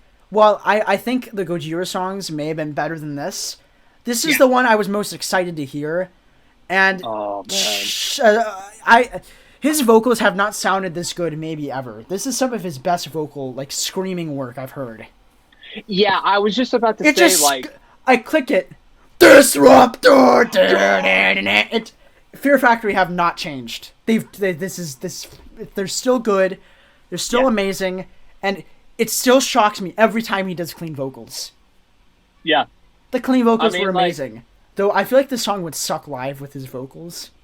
Because his singing is like, he tries really hard, and Yeah. you know, But, if man, you're you at the can show, better if you're over at the that show, one. you don't care. But if you're watching it from like a live performance video, Video? you're like, Oh, that's a feel bad. Yeah. but his screams are fine, and you know, Yeah. it's hard. And I mean, when I heard it, when I first heard it, I just was like, but he's not in the band anymore. And it's like, Okay, yeah, I think we'll get to that part, but I just want to first go back to what you're saying about his super aggressive vocals. Like, yeah, Burton C. Bell sounds like a man possessed by the devil himself. I mean, can't wait for the record. Listen That to album's this, gonna be good. Album's like gonna be amazing. the vocalizations in particular on when he's saying like I refuse or like I resist or whatever is some of the most brutal vocal work I have heard from him since like Soul of the New Machine Day, since they were a death comments metal on band. YouTube were saying that. Yeah, it's just unbelievable. And also, of course, Dino bringing it with the riffs. I like the drummer, whoever the drummer is. Good job, man. Yeah, he was good. But yeah, I just want to say like Dino's riffs sound a little bit more djent this time around. Kind of a little bit of that kind of dirtier, heavier feel to it. Djent, like Meshuggah. Yeah. Kind of like people were saying that it's got that feel, which is kind of a cool change from their normal like thrash metal riffing that they would do on like Demanufacture or whatever. I will say the melodic chorus, not amazing, and I will say Burton C. Bell's clean vocals aren't the best here either. I really don't think he kept his voice up to snuff. I don't know. It just sounds it sounded good. quiet. It sounded real. Well, I thought it was cool. I liked it. I thought it was fine. I just think like. But it still shocks me that whenever he sings, that it's like, oh wow, I forgot that he does lead vocals. You can sing, yeah. Yeah, even when I would go back, like his vocals sounded, his singing vocals still sounded great last record. Mm-hmm. Yeah. Yeah, no, like, I agree. Like Anodized sounded great. The Anodized within my mind. Yeah. And then he just goes straight to the Anodized. Yeah, but his screams are the best on this. This is some of his best screaming I've heard from him. Yeah. Oh, I'm excited to hear what the record's going to be like. It just, from what it sounds, it's just going to sound like another solid Fear Factory album. Yeah, I think it might cater to a more aggressive sound because I think maybe they were pissed and annoyed at all the lawsuits and the legal red tape. So maybe they were getting a lot of aggression out through the music. You know, I think that also had to do with Burton C. Bell leaving. He was just tired of dealing with Fear Factory. We have an episode out where we discussed Burton C. And that Bell's just the whole announcement. thing that happened just fueled his frustration. Like, he has had to deal with this band for like 20, 30 years. Yeah. All the issues it's had, he's had to deal with, and he was just sick of it. I think he's just sick of it. He was like, I don't want to deal with it. And I think that's why he gave the rights to well, before you say that, because I know what you're going to say, you're going to say that he gave the rights to Dino. Didn't he? It was more like they were fighting the legal battle. I think they were separate. Dino won his case, and then he got the rights to the name because of that legal battle. Oh, but then Burton C. Bell didn't have it. But again, like we said in that episode, which you can go. They were like, "Hey, we both won. Watch. We both won." Yeah, they're like, "Hey, we're." Dino's like, "Yeah, we're still band. Even like, if they doesn't both matter who's got the rights, we still got our name." And I think Burton C. Bell was just tired of Fear Factory, and he was like, "I'm having a lot of fun here on." I mean, good for him for being on Ascension of the Watchers. I don't blame him 100% for leaving. Now that I think about it, but the way he left, still I hate. He's like, such a so petty. He's like, Fear Factory will not be the same without me. I'm like, sure, I think everyone knew that. You don't have to self-glorify. No, don't martyr yourself. He's like turning himself into a martyr. Like, I am the machine. I'm like, this ego is what kills me. Such an ego trip. I get it. Some artists have egos, but on like, at least Maynard says Tool isn't him. That it's a band. Yeah. Like, he has an ego, but he does put the music before himself a lot. Like, almost always. Yeah. Yeah. Though, with a band that worships him as much as that, he has to have an ego, because, I mean, he's had so many people say... Oh, God, yeah. Yeah, and that's what worries me. Imagine if I was in a famous band, like, would I have an ego? I'm like, I wouldn't be surprised if I did, Maybe. But we'll see. It's hard to find those people. Matt Hafey doesn't seem to have one. No. He has some. You have to have at least some pride in what you do. Everyone has to have an ego to live. Like, I think, like, if you don't have an ego, like, even a slightest bit of ego, you're not going to be able to really. Well, I wouldn't call it an ego. I wouldn't call it an ego. Confidence. You just need to have confidence. You go. Yeah. But yeah, so I love Destructor. Destructor's great, and I will say, again, I think this could be the perfect swan song for the Burton C. Bell era. I really do think so. I hope he comes back, though. I hope he comes back. I would love it. I wouldn't be surprised if he did, but I would not be surprised if he didn't. I don't think he's gonna come back, and I'm just really interested to see who are they gonna get next. That's gonna worry me. That's the difference between, and what does vocals sound like is gonna be the difference if I want to see them live or not. Yeah, I guess so. At least we're not in a Sepultura situation. We still have one original member. We have Dino. Wait, does Sepultura not even have an original member anymore? No, because it was formed by the Calavera brothers. Max left in '97, and then Igor left in like mid-2000s. I mean, technically, they still have the bassist. I have heard from people who don't like the new Sepultura stuff that they still kill it live. Like, they'll see them. Oh, I don't doubt it. I think Derek Green's a great vocalist. Like him doing. You just don't like what they've released stuff from him as much. No. I've heard the last record that they released was good. I've heard good things about that record too. Yeah. But yeah, I mean, it's fine. I mean, you know what? It's fine. The whole situation's fine now. The only thing Max being a jerk, they're not as good without me. They suck without me. Sure, that might be a fact. He said something like, name one good song they released since I've left. I'm like, that's a fact, but you don't have to spit it in the face of the band. Sure. Like, just don't say that. That's kind of there's people who like it. There are people who are fans of the new stuff. And honestly, I'm a huge Max Calavera fan. Love the guy. Don't get me wrong. I'm not a huge fan of the music he's released, but as a guy, I love him. I've tried so hard to enjoy Sepultura, but they're just that band that I will always wish I loved. You know what I mean? Megadeth is probably another. It's like every time you tell me there's a record that you deleted that I recommended to you, you're like, I wish I liked it. Like, I want to like it, but there's a lot of band. Megadeth is another band that I wish I liked. Mm-hmm. Yeah. Though I will enjoy seeing them live. I mean, heck, if I can enjoy Grateful Dead cover band live, I'll enjoy Megadeth live. There's something different about live music when you hear it than when you hear it outside. Oh, yeah. Absolutely. For sure. Like, I'll probably like Megadeth more live than I do not live. In studio, yeah. Yeah. But yeah, that's all the singles we got. Collection. It's exciting. Yeah. Like this is music Christmas. Like every single spring, summertime. Yeah. This year is no exception. I mean, we haven't had a good year like this since 2019 was a big year. Yes. 2020 was a bit of a slow one. There was a couple decent albums. 2018 was fine. It was. I mean, we had "Loved You at Your Darkest." I mean, sometimes I like it. Sometimes I like it more because I like but hate it when a new album gets released. It's weird. It's like, yay, another one that I have to deal with. But in a good way. It's weird because I'm a playlist person and I want to be able. And it sucks because I do a lot of statistics based on touring. Songs they play, because I like hearing the songs they play live. Of course, yeah. And that's part of it. Yeah. But yeah, I won't get it, because the way I do music is unlike anyone else in the world. I could guarantee that.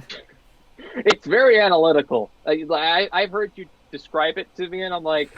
But I also I will throw on deep cuts as well, occasionally. Yeah, I have on my Depeche Mode playlist, Ice Machine, which they've only played like 5 times. It was a bonus track that they never released until it was a B-side on their first record. Oh, and I don't like that record very much.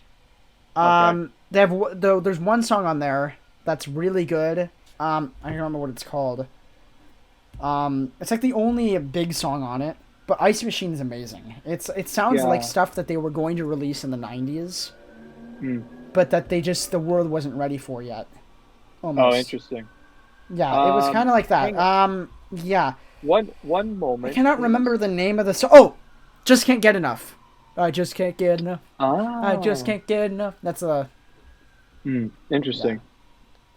But yeah, that's our lit times. I'm trying to not use the word lit anymore because I feel like an idiot now every time I hear myself say it. Dude, And then I said it again. Don't feel bad, really. I might. It Who is what it knows? is. It just sifted through, and then I gained new words like metal. Accumulated knowledge. You became more wrinkle brain. I became more of a boomer. Boomer thinking. Yeah. All right, now then. Yeah. Is it time to summon? We haven't done this in like 5 months. Oh, it's gonna be glorious. You ready? It's the yes segment, everybody!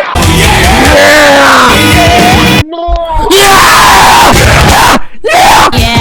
Oh, that one hurt. That one hurt me. That one hurt my vocals. Yeah! Yeah. Yeah, let's give him one more. There we go. That was good. We're done. Now, the yes All right. segment. George, we're going to show you some magic, everybody. Whoa, dude! Look, George, Ow. this is our yes segment. We're gonna look at louder. Hammer. Yeah, metal hammers, louder sounds, top 50 best metal bands of all time, and this was done by a poll, and we're gonna see. I've So, seen by the this. people. I've told George some of the spots, and Yes. I have not seen the entirety of this. we got a picture. There's the members of Black Sabbath. I saw like Slayer. Isn't that right away. who that's Rob Halford, isn't it? Maybe. Yep, that's Rob Halford. Old younger Rob Halford. Alice Cooper, I think that is. Yes.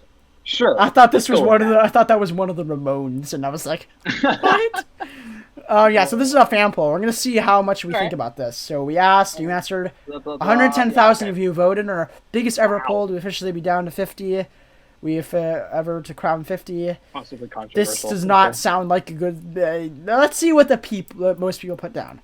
Number 50 is Kill Switch Engage. Okay then. Now, I've never listened to them, but I don't think I'd think about this band on a top 50 level. They've gotten like, in terms of like popularity, huge. They're like one of the better and more popular. But that's like saying bands. Disturbed. Disturbed's one of the most popular metal bands, but they're not one of the greatest in terms of in the metal world. Mm-hmm. It's like saying that, but Kill Switch. I mean, their cover of Holy Diver is really good. Oh, dude, that cover is insane. Yeah, it's I know so they've good. had 2 lead singers over the years, but I haven't listened. I mean, I don't know. I wouldn't put this on here, so no. I'm gonna give this a no. Number 49, we got Halloween. Now, well, I've never listened to them. I would probably admit that this band would deserve it. Yeah. And, it says quite possible they're the most successful heavy metal band in Germany. And I'm pretty sure they invite... Yeah, look. From bands from Dragon Force through Nightwish. I mean, that's huge. Huge. Those are two notable bands for sure. Yeah, Dragon Force is one of the biggest power metal bands out there. And their guitar work is their song, insane. Through the Fire and the Flames, absolute gold. It's just a meme of itself. And oh yeah. Yeah, you know what? I mean, I'll say yes. I'll give it a yes. I'll say this is fine. I'm okay with this. I don't know if I haven't listened to Halloween, but they're a band. Yeah, 48 9-inch nails. Now, here's the thing. Yeah. To the world, I know George, you consider them more of a metal band than most people, but to the world, I don't know if I'd consider them a metal band. Now, yeah. Look, they were. I'm not mad they're on here. Mm-hmm. In fact, I'm just like, okay, whatever. I don't know if I'd put them on, but I'm fine with that. I'm fine with that. It's okay. I think the reason why they got on here is because they were like an industrial metal band from like 92 to 94. From like Broken to the Downward Spiral, there was a lot of industrial metal influences going on. Now, they quickly moved past that. And therefore, I think that's why they're so low on the list, because they were such a... this is poll voted. This is poll based. Yeah. So people are like, yeah, okay. So yeah, it's fine. Yeah, but 40, I mean, they're one of my favorite bands of all time. 47 is Trivium. Now, here's the thing. I love Trivium a lot. Yeah. I don't think they're top 50 worthy Not yet, at least. Huh. I love them to bits. They're one of my... If I made a personal list... Yeah. Top 50 for sure. Maybe even top 20. I mean, these guys are amazing. I don't know. I don't know. I could see them on a top 100. I don't know about a top 50. I mean, I'm not mad, but yeah. I mean, I'd say they're like in the same area as Kill Switch and Gage, maybe even a little bit more deserving to be on the more, way more deserving. Yeah. I think they're probably the biggest metalcore band. Metalcore, yeah, for sure. Look at this guy. He looks like he's 80 years old. He looks like an old man. The guy on the right for some reason. People saying on live performances that he's starting to sound more like Corpse Grinder now. Nice. Because he does some of the...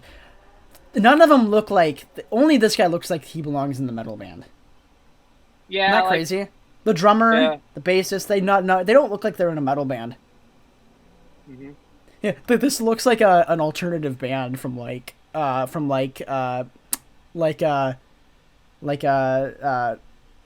Iceland. We're an Icelandic alternative rock. No, an Icelandic alternative rock band. So like with some electronic idea, with some electronic things. That's what they look like. But yeah, I mean that's all we get. I mean, yeah, Trivium. It's fine. I mean, yeah. All right. 46. Are you going? No. I was just gonna say, like, I think they're fine. I think this is a fine place for them. Like they're low. They're pretty popular. They're one of the better modern metal bands of the time. Watch Trivium Until the World Goes Cold. That's a great song, but why that song? That does not encompass their sound. You could go a gunshot to the head of trepidation. You could go Throes of Perdition. In Waves. That's probably their biggest song. In Waves. Get down, get down, get down. Everybody get down. Do I end this song for the world to see? Okay, anyway. Yeah, it's such a great song. I can't wait to see him live. 46 is Faith No More. You know what? Sure. I'm not mad. Here's the thing. All we've seen so far we've seen metalcore and alternative. Yes. All right. I mean, I'm not mad. I mean, these guys basically look at this guy in the back. You look at him. He's like, that girl over there looks pretty nice. I might say I want to date that girl. That's literally what he thinks. You know, I don't know what to say about this. I have no words. I will say they are very important in the establishment of the funk and alt metal scene. I think they were especially one of the first... early on. I mean, that first record. Yes. That might be a top 50 metal albums of all time. I much prefer Angel Dust. That's the only album that I've found that I like. Well, not their first. You mean I mean, you know, like their records. They like their record. That's the big one. Is that the one? I can't remember.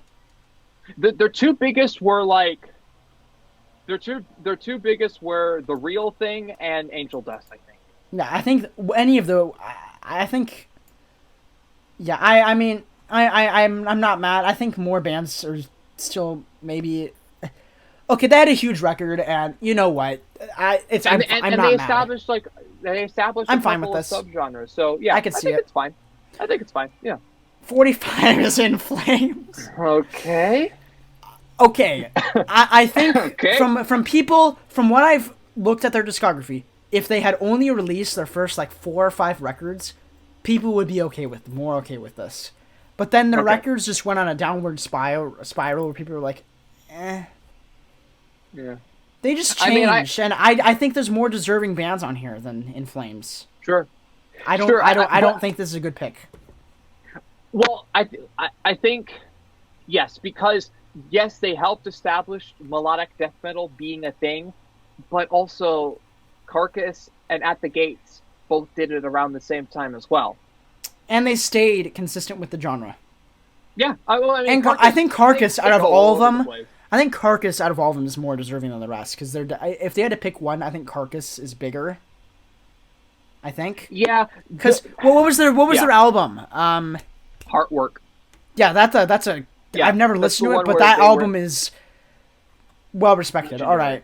Yeah, It's for the really sake of good. time, we're gonna quickly go through I the agree. next one. Okay. I agree. I don't think Five Finger Death DP, Punch! huh? Okay, I've seen them live. They're fun live. They kill it live. They have some fun songs. But no way does Five Finger Death Punch go above any. No. No. Get this out of here. I don't know. They're not even taught. Look, they're not bad. They're not, in my opinion, but to the world, they're just generic. They're fine. They just Yeah, shouldn't be here. that's just 43 Sepultura. Now, Okay, now we're talking. I'm a bit surprised they're not as high, but maybe that's due to what they've released afterwards. But I agree. I think it's a bit. But here's the thing: I'm thinking of this based on, because this is fan polls, and people by the fans are only thinking of, hey, this is. No, let's think about this like of deserving. I think Sepultura is good on the list. I might put them top 30. Okay. Yeah. I would see that. I could see that. I would agree. Top 30, I don't they like could them very definitely be much, but I think they're deserving, and I'm fine with them. They're on the list, so that's fine. there. Yeah. So let's see what's next. Anthrax. There we go. Yeah. All right. This is good. All right. Some thrash Yes. metal here. Now they're more deserving than any of the last bands, maybe other than Sepultura. Agreed. I agree. So yeah, we're good. Hey, he's I got think a Misfits Sepultura. What are I these? think G, look at these shorts. They're like so high. This is not a good. This is not a good image of the band. I like I'm just this gonna say. Misfits shirt Johnny though. I like has this. hair.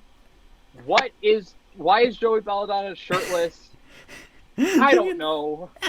This guy looks like he looks like the local like creep. Yeah, let's go to the net with Indemptation. I don't know. Symphonic metal, I gotta give it to them. I know they're a big symphonic metal band. Okay, I don't know enough. Because I know you're Agreed. gonna want to include other genres. Nightwish, I could see on this list. I don't know if they're on this list. I don't remember if they are. If Nightwish is on here, I would say, yeah, that's fine. I think they're deserving. Yeah. I think, in my opinion, Epica is pretty deserving. I agree. Simply because of their fusion of genres. But yeah. Yes, they might be on this list, but you never know. Okay. I don't like Motley Crue, but because of Yeah. hair metal, I think they're deserving. Yeah. If I think Def Leppard is better. I would put Def Leppard on here, and maybe Motley Crue if I had to make, just so I could help out the other genres. They're influential. They're big. Yeah. I would also put Van Halen hair metal. No. No, they were more hard rock, pop rock. Okay. Marilyn Manson.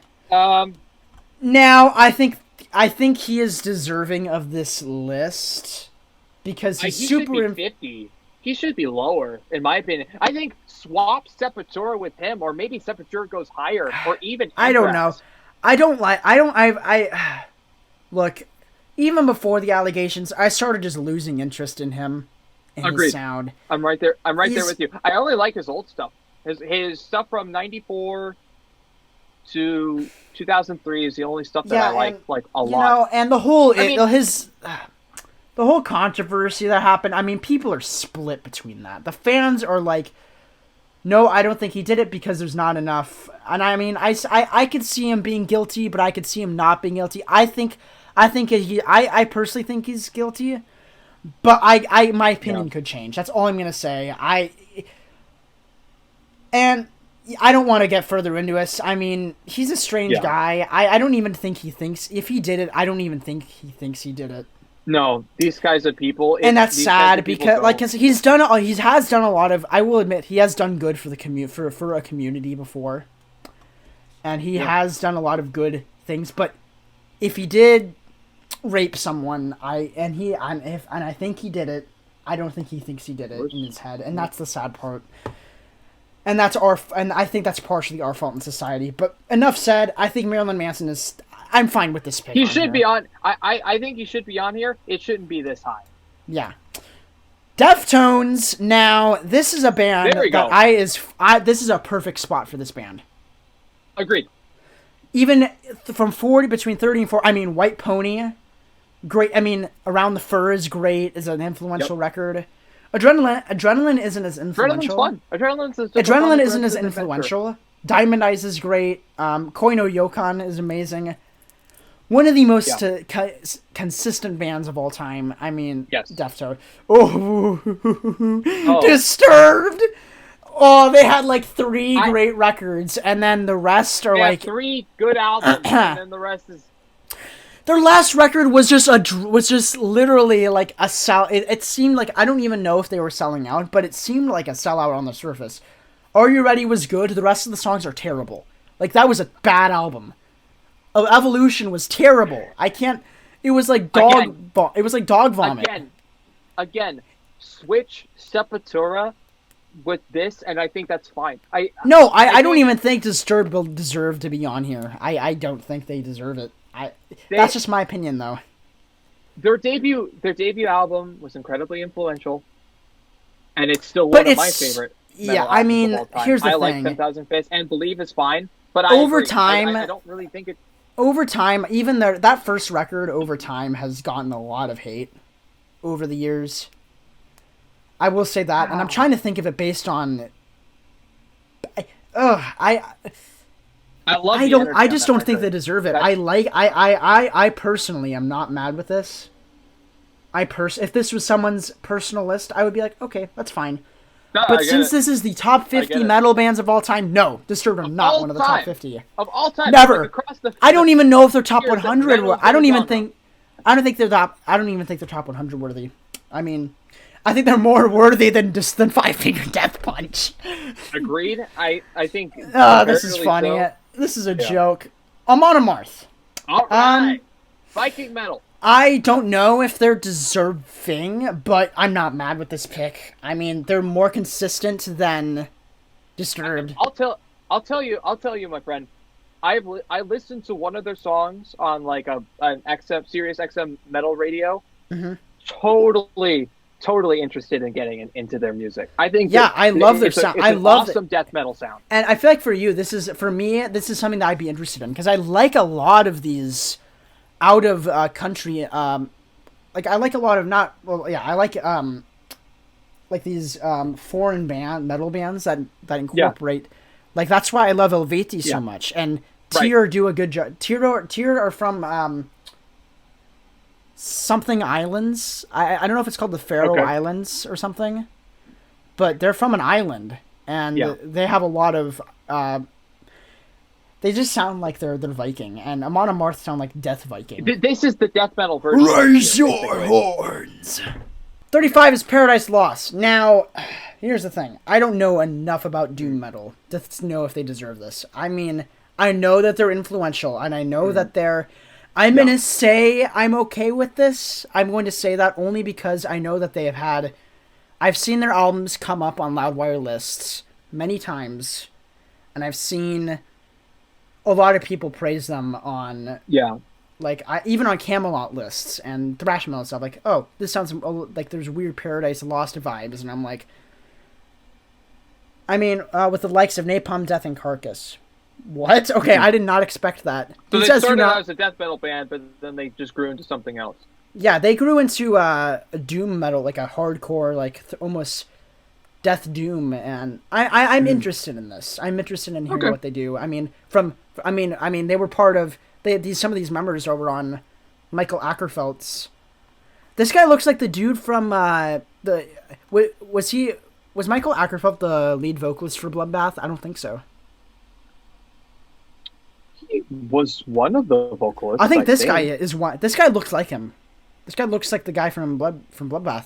Like the vocalist. I think there might have been more than one vocalist, but I remember because on the picture on their Spotify picture, Michael doing gutturals for the song "Eaten," like live. Yeah. So on the picture on their band photo on Spotify, there's a bald guy that looks like this in the middle, and that usually means a vocalist. So that's cool. That could be it. Yeah. All right. So yeah, Paradise Lost, a band I would be willing to check out eventually. Mm-hmm. Okay. Here's the thing. I love Sabaton. I love this band. I do not think they're top 50 material. I don't. They're not. I don't think they're influential enough. I'd say they could be like maybe more in the 50s or the 40s of this list. I want to. They'd be on my list, top 10, top 5, on my personal list. And I'm a huge We did- Sabaton we fan. did I this do a not long think. time ago. I don't think that I think there are more than 50 bands that are bigger, more influential than Sabaton. Okay, that's fair. I just think they're young. They're not young. They only gained momentum, really, in 2008 with Art of War. Can we just say I love this paragraph of this opening paragraph? If you think a troop of war-obsessed Swedes armed with all the subtlety of Jar Jar Binks on a blind date doesn't necessarily sound like a recipe for one of modern metal's most intriguing success stories, then it's highly likely you haven't been exposed much to the world of power metal.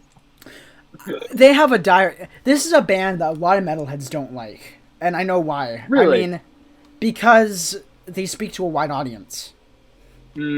Joe Betty from school likes him. Yes, a guy. yes. You remember Avery in my grade? Yes. He saw my back patch. We had a senior lunch thing on a Tuesday, and he saw my back patch. He was Yeah. like, "Oh, I love Sabaton. I hate metal, but I love Sabaton." I'm like, that's exactly why metalheads don't like them, and that's part of a lot. I know a lot of metalheads who listen to them. The sound gets old for them, but I can see that. But I love this band, and until that day, and if that day ever happens, no matter what, I will respect this. This band is this man right here, Joachim Broden. Love him. Yeah. Amazing guy. I like he's so cool. Yeah. Oh, all right, I so just saw the next 33 one. is Ghost. It I pains me. not to say yet. this, not 'cause I yet. don't Not like 'em. yet. I don't think they're deserving yet. I think there are better choices. I think they're a cool band. I mean, I'm look, trying they to took be a very fair dark here. form. They It's took a hard. dark form of metal and made it very appealing. And they've done things that no other band has done. Are they metal? Are they not? I think it's your opinion. They have some heavy songs. Like Yeah. Series has Yeah. some cool riffs.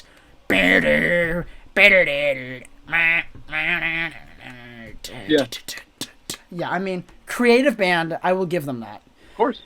Yeah. Do But I I like agree. them I as think much? they're- I don't like. think I they're don't too- like Tobias Forge. Tobias Forge, I have a hard time with. Yeah. And just to piggyback off what you're saying, I don't like them. I don't like them much either. I don't really like this band either. But I think I don't hate 'em. over time, they may be more fitting to be in this list. But again, shall we just Kind of say like Trivium. Sepultura could be right here? I think they could Above switch, and that would be Anthrax. fine. Look, this is above Or even Anthrax. Anthrax, Sabaton is above I didn't even think of this. Paradise Amon Amarth above Anthrax. Disturb is above Anthrax. I think Anthrax is above Deftones. Maybe around the same, but still. I don't think they're the same for me. For me personally. I think I would put Anthrax right above. Because the big four. You cannot deny that. Oh yeah, I mean it's hard to argue with that title for sure. Yeah, so I mean, Five Finger Death Punch was below Anthrax, which is good job, guys. You're doing well. God, Five Finger Death Punch. Okay, typo negative. I'm fine with okay. this. Yeah, yes. Everyone. This band is influential. Not my cup of tea. Yet I will go back. Ugh. Creating both Peter Black Sabbath Steele. and Beatles in music influences. That's crazy. Rest in peace, Dude. Peter. Rest in peace. What a gorgeous manly man. Oh, he's so amazing. People call him the most attractive man in metal for a reason.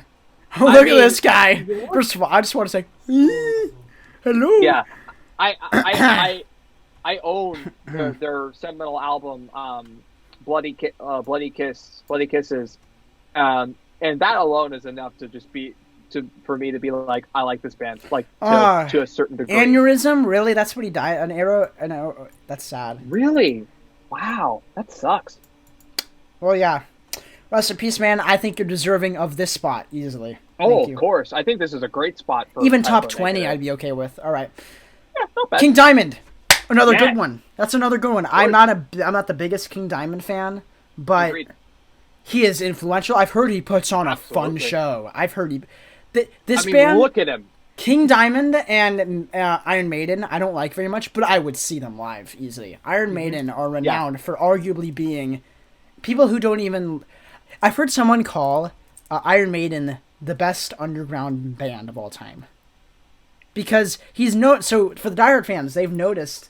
So they can sell out arenas, but it's still like an underground family because Yeah. You go up to people who don't know anything about because when you think of metal, there are people who don't know anything about metal but know who Slayer are, Metallica, and yet not everyone knows who Iron Maiden is. Yeah. So people call them. I've heard them being called the biggest underground band of all time. Yeah. But yeah, but we'll get into. I think Iron Maiden. If Iron Maiden's on this list, I don't know the world is wrong because Five Finger Death Punch is never going to be above Iron Maiden. Nothing Five Finger Death Punch can do will do that. Yeah. Okay.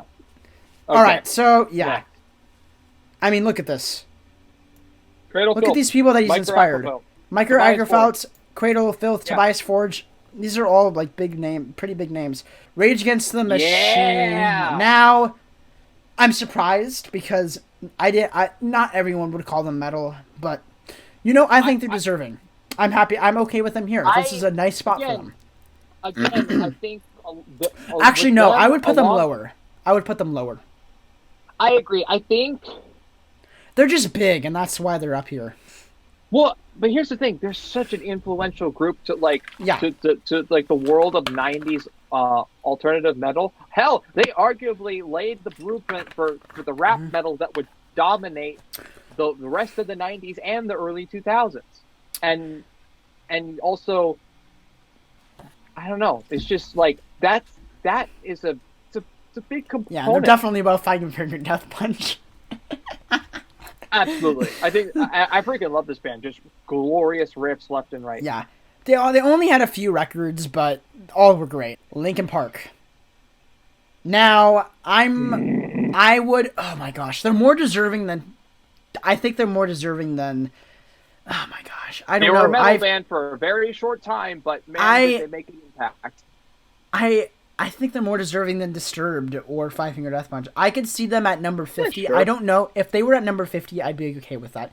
And even their hard rock stuff is pretty good. Like the stuff off of, like, their, like, some of their more electronic stuff, like The Catalyst is a good song.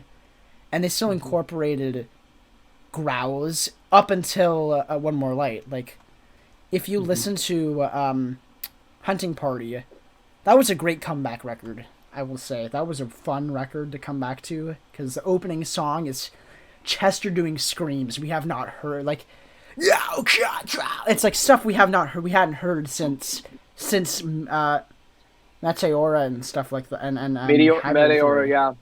And I will say, I might send you Hunting Party. You might like it because there's some heavy stuff. I definitely think I'll definitely take a listen. Rebellion has Serge Tankian on guitar, and I think Tom Morello is featured on a song too. Tom Morello. That's not surprising.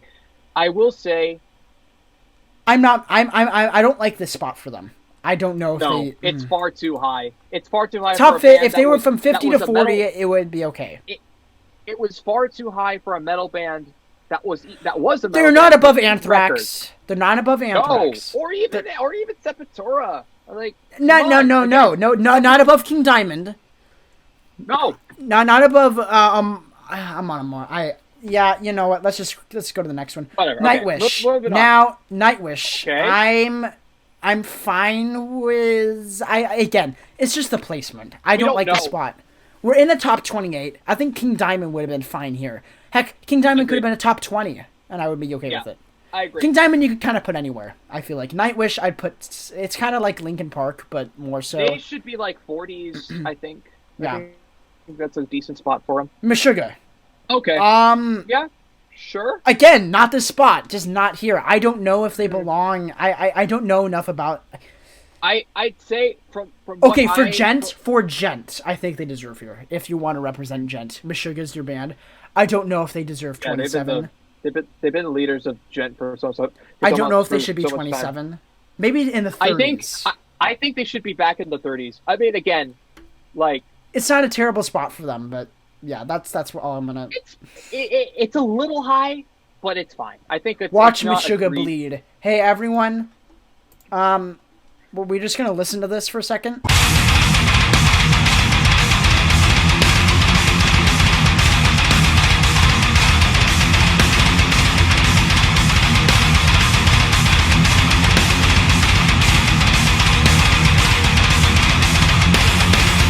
God, that's such a good, it's such All a right. brilliant song. Ooh, Alice in Chains. Yeah. I'm fine with Sure. it here. This is fine. Yeah. This is almost This is a good perfect. spot. Yeah. Alice in This is a Chains, good spot. legendary. I mean, Absolutely. even their new stuff is good. I mean, but we're only thinking of this in their old stuff, probably. Right. I mean, if we have to be fair here, I think between Facelift and Dirt, Whoa! Oh! All right. absolutely. This is a good spot Yeah. for him. I like it.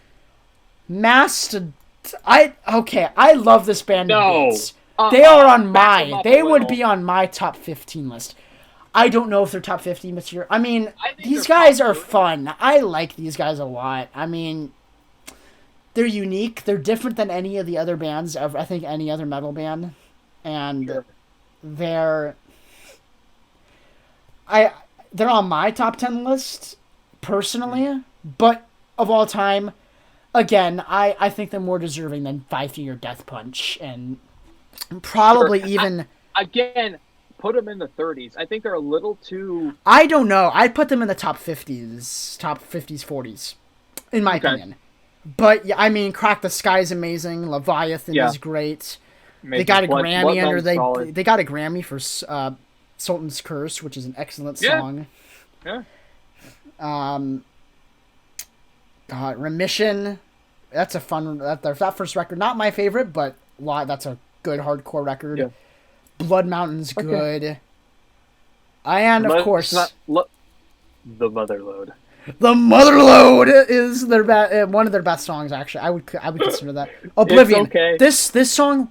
Do what's funny? Oh. This song is literally the perfect song to get into them. Like, it's one of their softest songs. Yeah. But it's a good gateway song for the band to get into this band. I really do think. If I'm I would not give someone Blood and Thunder, while it is probably their biggest song and it's probably their headbangiest song. Sure. Does not represent their sound. This Also, the you production on you get Braun coming in on the drums, with his really fun voice. Oh, I love. And then his you voice. get It's so good. Troy with the, and then Brent. You just get lost in that. Yeah, so good. A tragedy. And this is when their Alice in Chains influence started to really come through. Yeah, like you their just listen to influences it. are insane. Like they cited a lot of they cited Iron Maiden. They cited, I think they cited Slayer as well. Yeah, makes sense. Yeah. Now, I'm not mad with this spot, but I think they deserve maybe much lower. Now, here's the thing. I think they're more deserving than Five Finger Death Punch. Maybe Disturbed, but not on the top 50 list. Definitely not. I think they're becoming a big band. They're becoming one of the biggest bands. I liked them a lot, and I still have a lot of respect for them. And I mean, the talent's there. Yeah. And you say what you want about M Shadows. I mean, you can't argue with the Rev. That guy was a genius on the kit. And, I mean, you can't So say what you want about M Shadows. Yeah.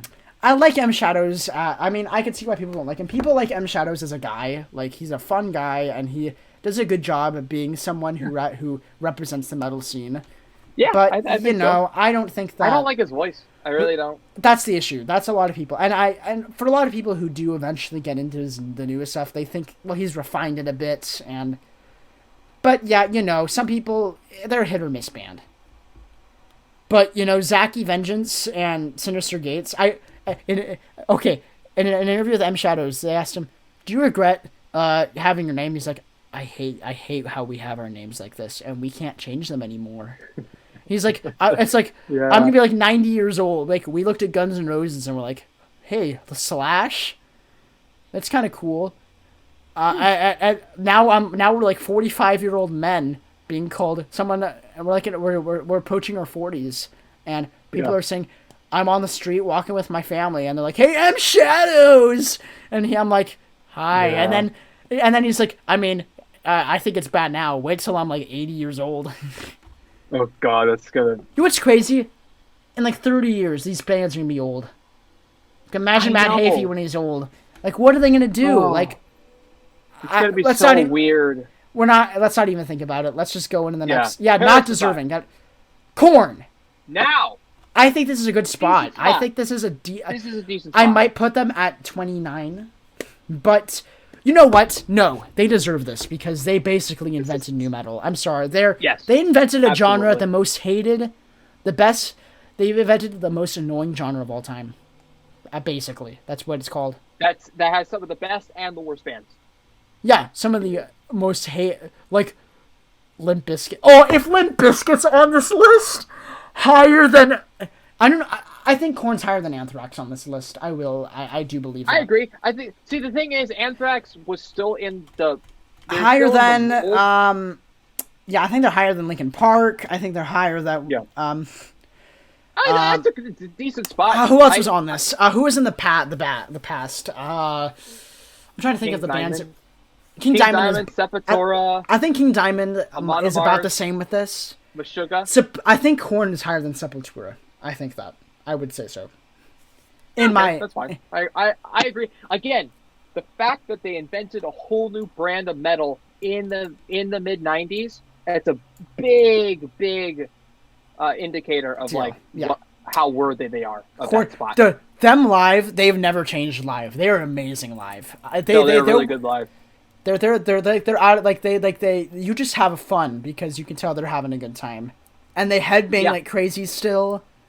Oh, and the dreads. I would love it. They're a band I would be willing to see again, like in 5 years. Yeah. They're gonna. Speaking of Korn, they're gonna do pretty soon. They're doing a really special live streaming event where they're gonna be performing live on a skyscraper in downtown LA. I'm excited. They're gonna play some deep cuts. George, currently. we need to order both tickets to live streams event. Well, actually, I don't know. The day of live streaming is over. It's right about there. Yeah. I hope. Right. I hope Deftones Gojira. Come on. All right. Guns N' Roses. They're not metal. Get out of here. I don't think they're metal. They're hard rock. Look, Appetite for Destruction is, of course, if you're putting this on the best rock bands of all time, sure. Oh, top 20, top 15, yes. But not on this list. I'm just going to go. Dio! Yes! I think he should be higher, but he's on this list. Yeah, he should be top 10. This man invented this. Without Dio, none of this would have happened. He is top 10. Even top 5 would be fine. Top 3 even. Again, the fact that he invented the metal horns, such a big deal. Gosh, yeah. This man, he's on this list. I'm happy. Lamb of God, not above Dio. I don't know. Where would we put them? Are they on that? Do they deserve this list? Absolutely. I think 30. Where would we? They're such a strong band, and the fact that they resurrected because again, alt and new metal was nearly a death sentence for thrash metal, along with grunge. And these guys, being big in the early 2000s, citing the Big Four and other thrash metal bands as their influences, saved their asses. I'd put this at number 40 to 30. Easily. I say 30. 30 to even 30 even under like 28 or 29, like where Nightwish was, that's fine. These guys, while they haven't been to a lot of people, they haven't to the mainstream, they have not been as consistent in the past releases. Yeah. But yeah. I think if you take their first like 4 records, okay, New American Gospel isn't their biggest record, but love that album. It's so good. If you take like Alice of Palaces to Burn and through Ashes of the Wake, Sacrament, Wrath, even maybe, yeah. Then you got good. In your words, or no, Set to Fail, amazing. I love Set to Fail. So wave that loud. Yeah. So flat. I freaking love. I cannot wait to see this band live. This is gonna be good. Trivium, really Megadeth, good. Lamb of God, and In Flames. I will sit and watch In Flames and just enjoy it. Dream Theater. Yeah. I am saying yes. This is fine. Yeah. This is fine. This band, I've never listened to them, but they're huge for prog, and they're also huge for the for the some of the greatest musicians of all time have been in this band. Was it Portney? What was his name? Yep. Mike, was it Mike Portney? Steve Vai, one of the best guitarists ever. Wasn't Steve Vai in? He was in Strapping Young Lad, wasn't he? I think. Strapping Young Lad with Devin Townsend and. That's right. And Drum Machine, or the drum. Gene Hoglan, Gene Hoglan was part of Strapping Young Lad. Oh, he was. That's right. All their records, and they're like on the. They're one of those like I'm pretty sure they're one of the. When you click on them, the bands that show up for recommended are like Gojira, Mastodon. They're a band I'm willing to check out. Okay. They're a band I'd be willing, but I don't. Dream Theater's a good spot. Dream Theater, yes. Yeah. They have had some influential records. And again, like over they the were years. the first to really take prog metal into being a thing. Yeah. You know? Yeah, like, they're just some amazing... And their keyboardist is called The Wizard. He's arguably the greatest keyboardist in all of metal. Nice. The man can... and... Okay. I'm okay. Look. That's a little too high for me. I'm okay with great. this. They're not that great. Look, they released arguably one of the greatest metal albums of all time. I agree. Mm-hmm. I'm not going to deny Toxicity that. But I'd call that top 25 albums, but to rank them higher than Dio? You know what? You know what? Dio look, Dio should be above this. Maybe King Diamond even. I would say King Diamond Lamb of God and System of a Down should be together in that area. There we go.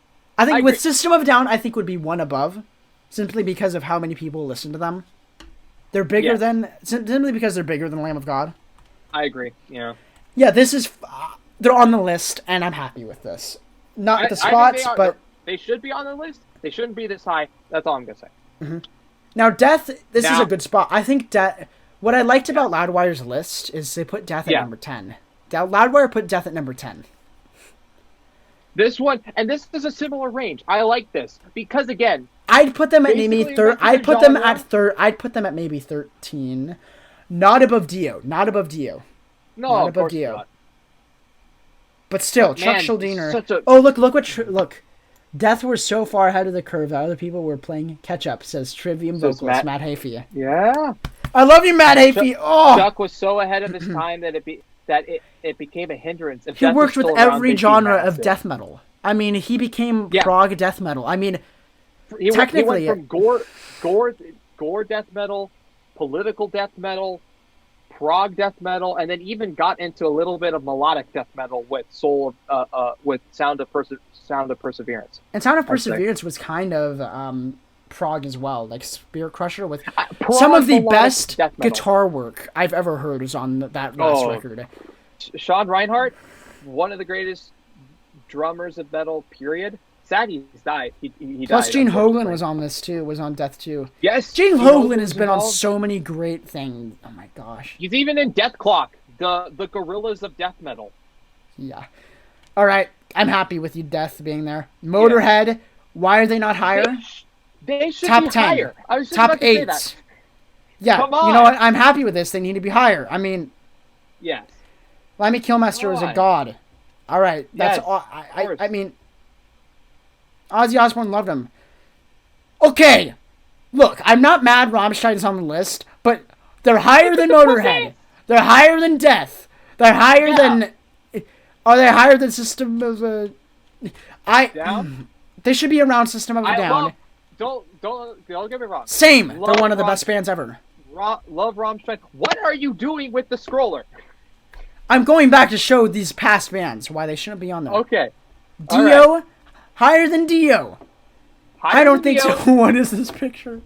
This is not good at all. Especially when you hear songs like Mind Tile. This should not have... People should be worried. Mind Tile.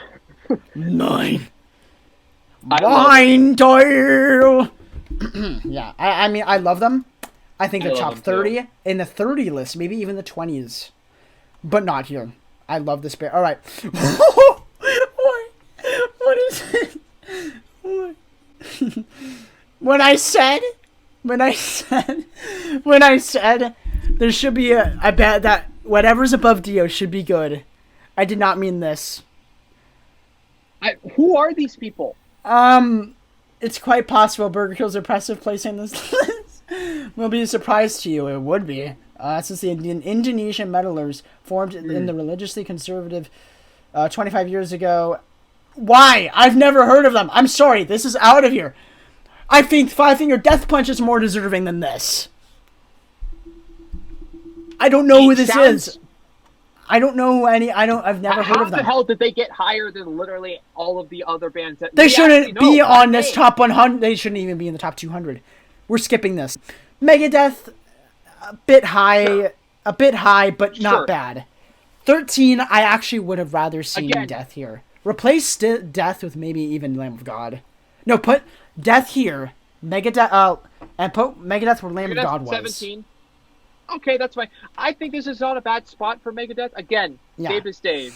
And Rust in Peace, they've released so many good inspirational albums for like, every member, every band, every person from the top, from the big four should be at least maybe 20, 30, 25 or more. I would agree with that. Yeah. Opeth. I think they deserve the list. I think a bit, but not above Dio. Maybe above Lamb of God. Maybe above Lamb of God. I don't know. They have a huge following, and Michael Ackerfeld's a very cool guy. King Diamond, I think, should be around with Opeth. I think. Maybe. I think so, too. Opeth is just such a unique band, and again, they were one of the pioneers of the prog death metal movement. They've since grown out of their death metal influence. Michael Ackerfeld now practices that in Bloodbath. If he's still in that band, I think. They're still a band. They release things every few years. But cool. They're fine. That's fine. Tool. Yeah. I like this spot. I like the spot, but I don't know if they're above. I wouldn't put them above Dio. I still would never put them above Dio. Now this is where I would disagree, because what they've done for the prog metal and prog rock scene is unbelievable. Dio released a couple of I mean, again, yes, his career is amazing, and I love him, and I simply adore him. Oh no, I'm not. And I think it should be higher. This is a good spot. Again, how much impact that they've had on the world of rock and metal is astounding. The fact that they've had such a cult following is astounding. I think I like this spot for. I mean, no band has. There's few bands who have done what Tool have done. I mean, they're legends. They deserve. I would, if they were at number 8, I would not be mad. I would rather see Death right before Tool, though. I think it should. You know, even if Death was above Tool, I would be okay with that. I really would, because death metal. If you think of the death metal genre, it has become the stereotype of what people think metal is. And that's because of Death. I think Death is. I personally just think Dio is above, because Dio, even when you count his work with Black Sabbath, the Dio years of Black Sabbath are good. Heaven and Hell, Neon Nights. Let's see what's above Dio and Tool. Oh no! George left. Get me out of here! Oh God! My faith in humanity has lost. They have such a cult following. I don't get it. If you say any big YouTuber that says baby metal sucks, you're gonna get bombarded. You think Tool fans are diehard? Baby metal fans are the worst. Oh yeah. It's literally okay. Now, this how is awful. they are higher than Tool, or even Dio, or anybody that has been listed in this list so far blows my mind. Now, that being said, I think they should still be on here. The creative liberty of combining K-pop with metal, like, I could appreciate that from an artistic perspective. But why? I don't think it's deserving of top 50 why? though. I just don't think they're young. They could haven't be done like anything. This just hurts my head. I can't. We're going now. Now here we go.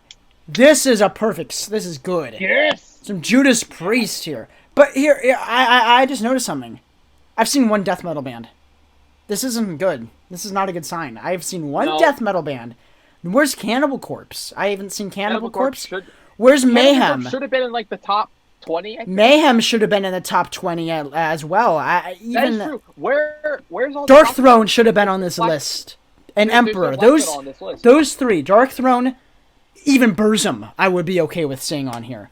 Yeah. Dark, because that record, I can't remember the name of it, but that's so influential. Yeah. I mean, Burzum, Dark Throne, Emperor and Macedon, Mayhem should have all been on this. We'll get into this later, but yeah, good. Okay, whatever. But yeah, How did Gojira get this high? How? Look. I love this band of bits. Higher than an influence of them, mind you.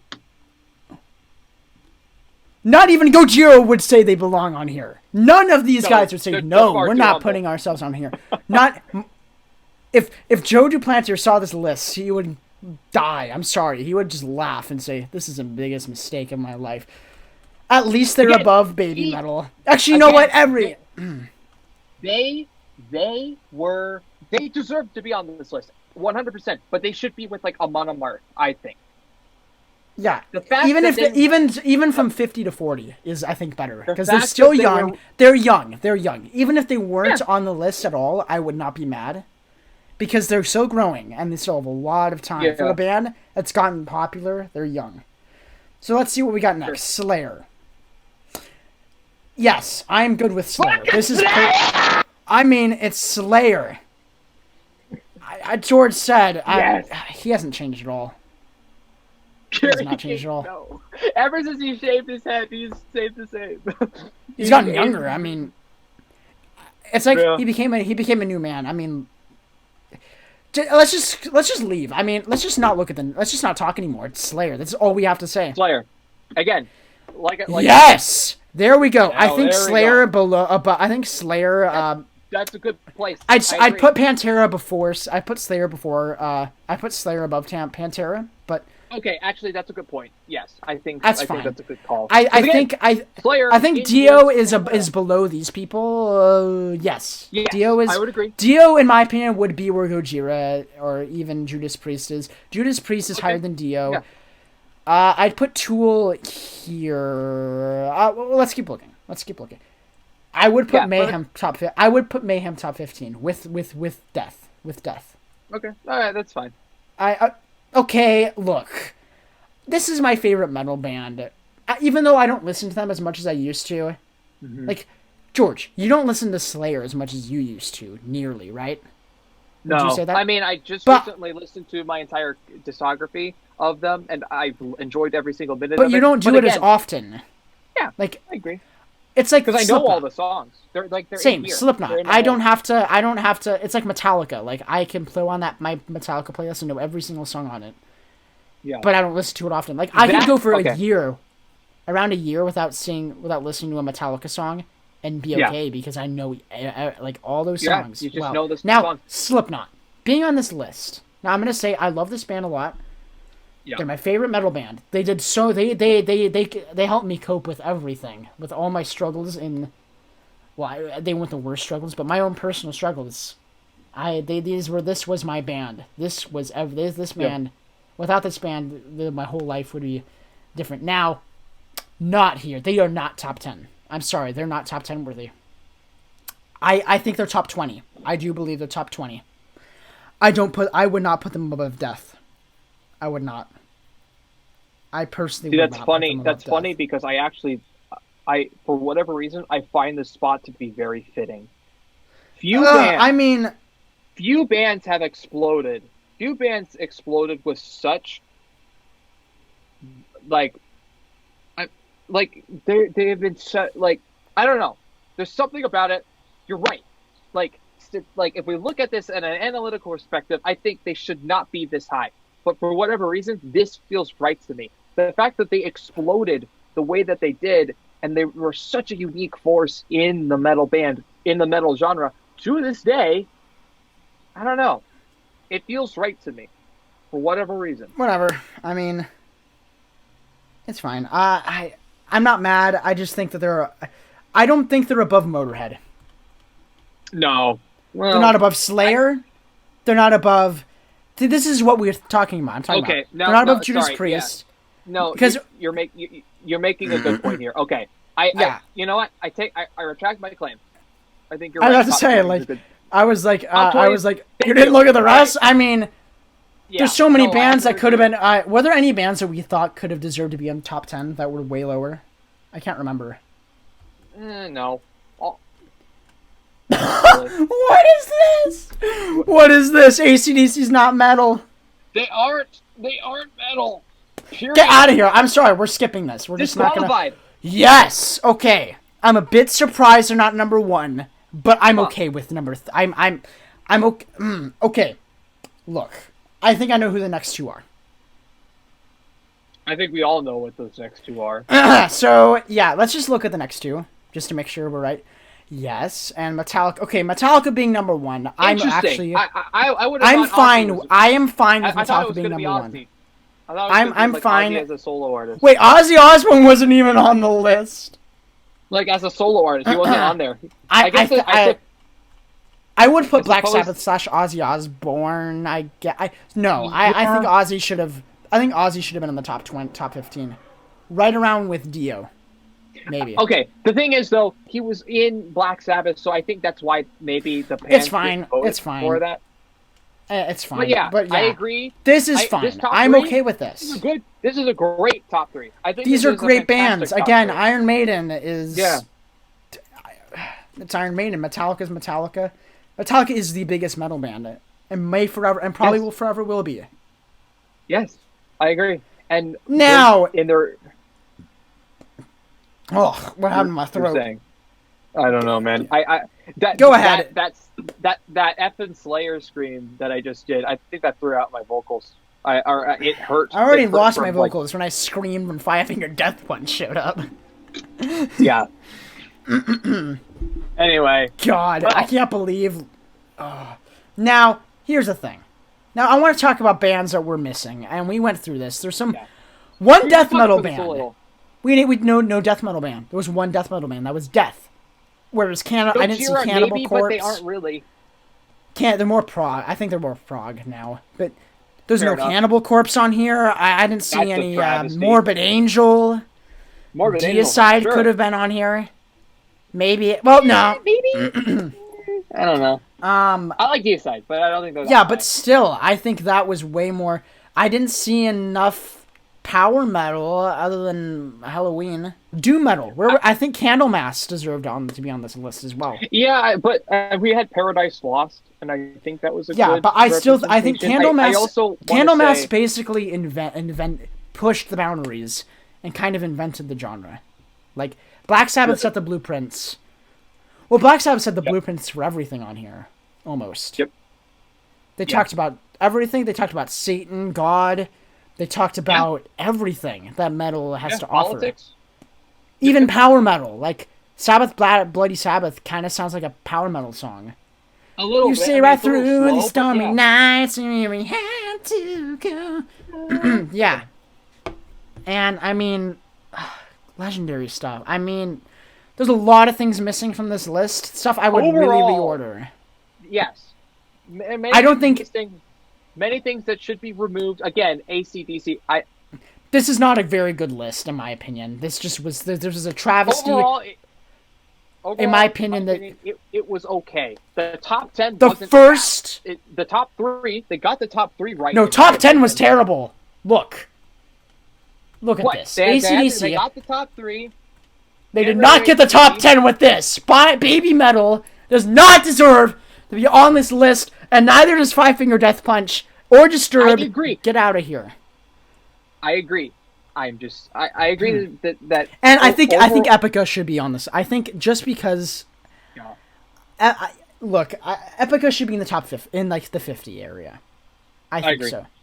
I think Because that's fine. they're so young, but just with the way they fuse genres and make it, Yeah. they deserve it. And I think Nightwish is Agreed. fine. Yeah. What we need to do, George, in the off What's time, that? make what we think a true look at bands and try and make an actual top 50 list, and we'll go through that for a future segment. I think we should do that. That would be fun. All right, I'm gonna stop the share. Could we put that out? Could we could we I don't know, extend the due date on that? Because we might do this in a year. We might do this in a month. I'd prefer. This is something that we would have to do this together on Zoom, and this would take a long time because we would get off topic and take into consideration all that. But everybody, I have something to say. That was fun, but that was the end of the segment.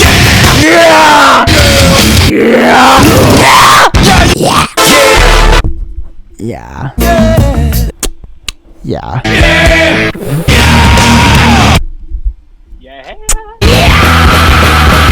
All right. Well, thank you for watching the podcast. Don't forget to send your song suggestions. I mean, I guess you could check out our thing for our podcast. Yep. Send an email to us for your song suggestions. If we ever do that, we're lazy. Also, feedback, just general feedback. Yeah. Also, so our podcast is available, I think, on Apple Podcasts, YouTube, Apple Podcasts, Spotify, some other things. And I will say, because we're doing a lot more visual-based content, YouTube might be the best place to listen / see our content. Though it is long. But just listening to us is not bad. Just know that you might be missing. I mean, look, we looked at the top 50 best bands of all time, and we had to share our screen for that. So yeah, it's fine. Yeah. I mean, love it. Thank you, everybody. That's all we got. The metal things. We're out of things to say. Rock on. We're gonna. Next episode, we're gonna review the next Gojira album when that comes out. So it'll be after April. Will be our next episode, unless we have something special in between there. We might. Who knows? We might have an interview with great rapper Mars. You probably have never heard of him. You should have. We might get an interview with someone else. Who knows? I know someone I know a couple people who have been like, I'd be down, who used to be in bands or either work with other bands. Yeah. Who knows? We never know. This could be our last episode too. We never know. The future is in flux. If it is, goodbye. Goodbye. Yeah, that's it. We're Sign out. See ya. All right, everybody. Have a good night. He farts.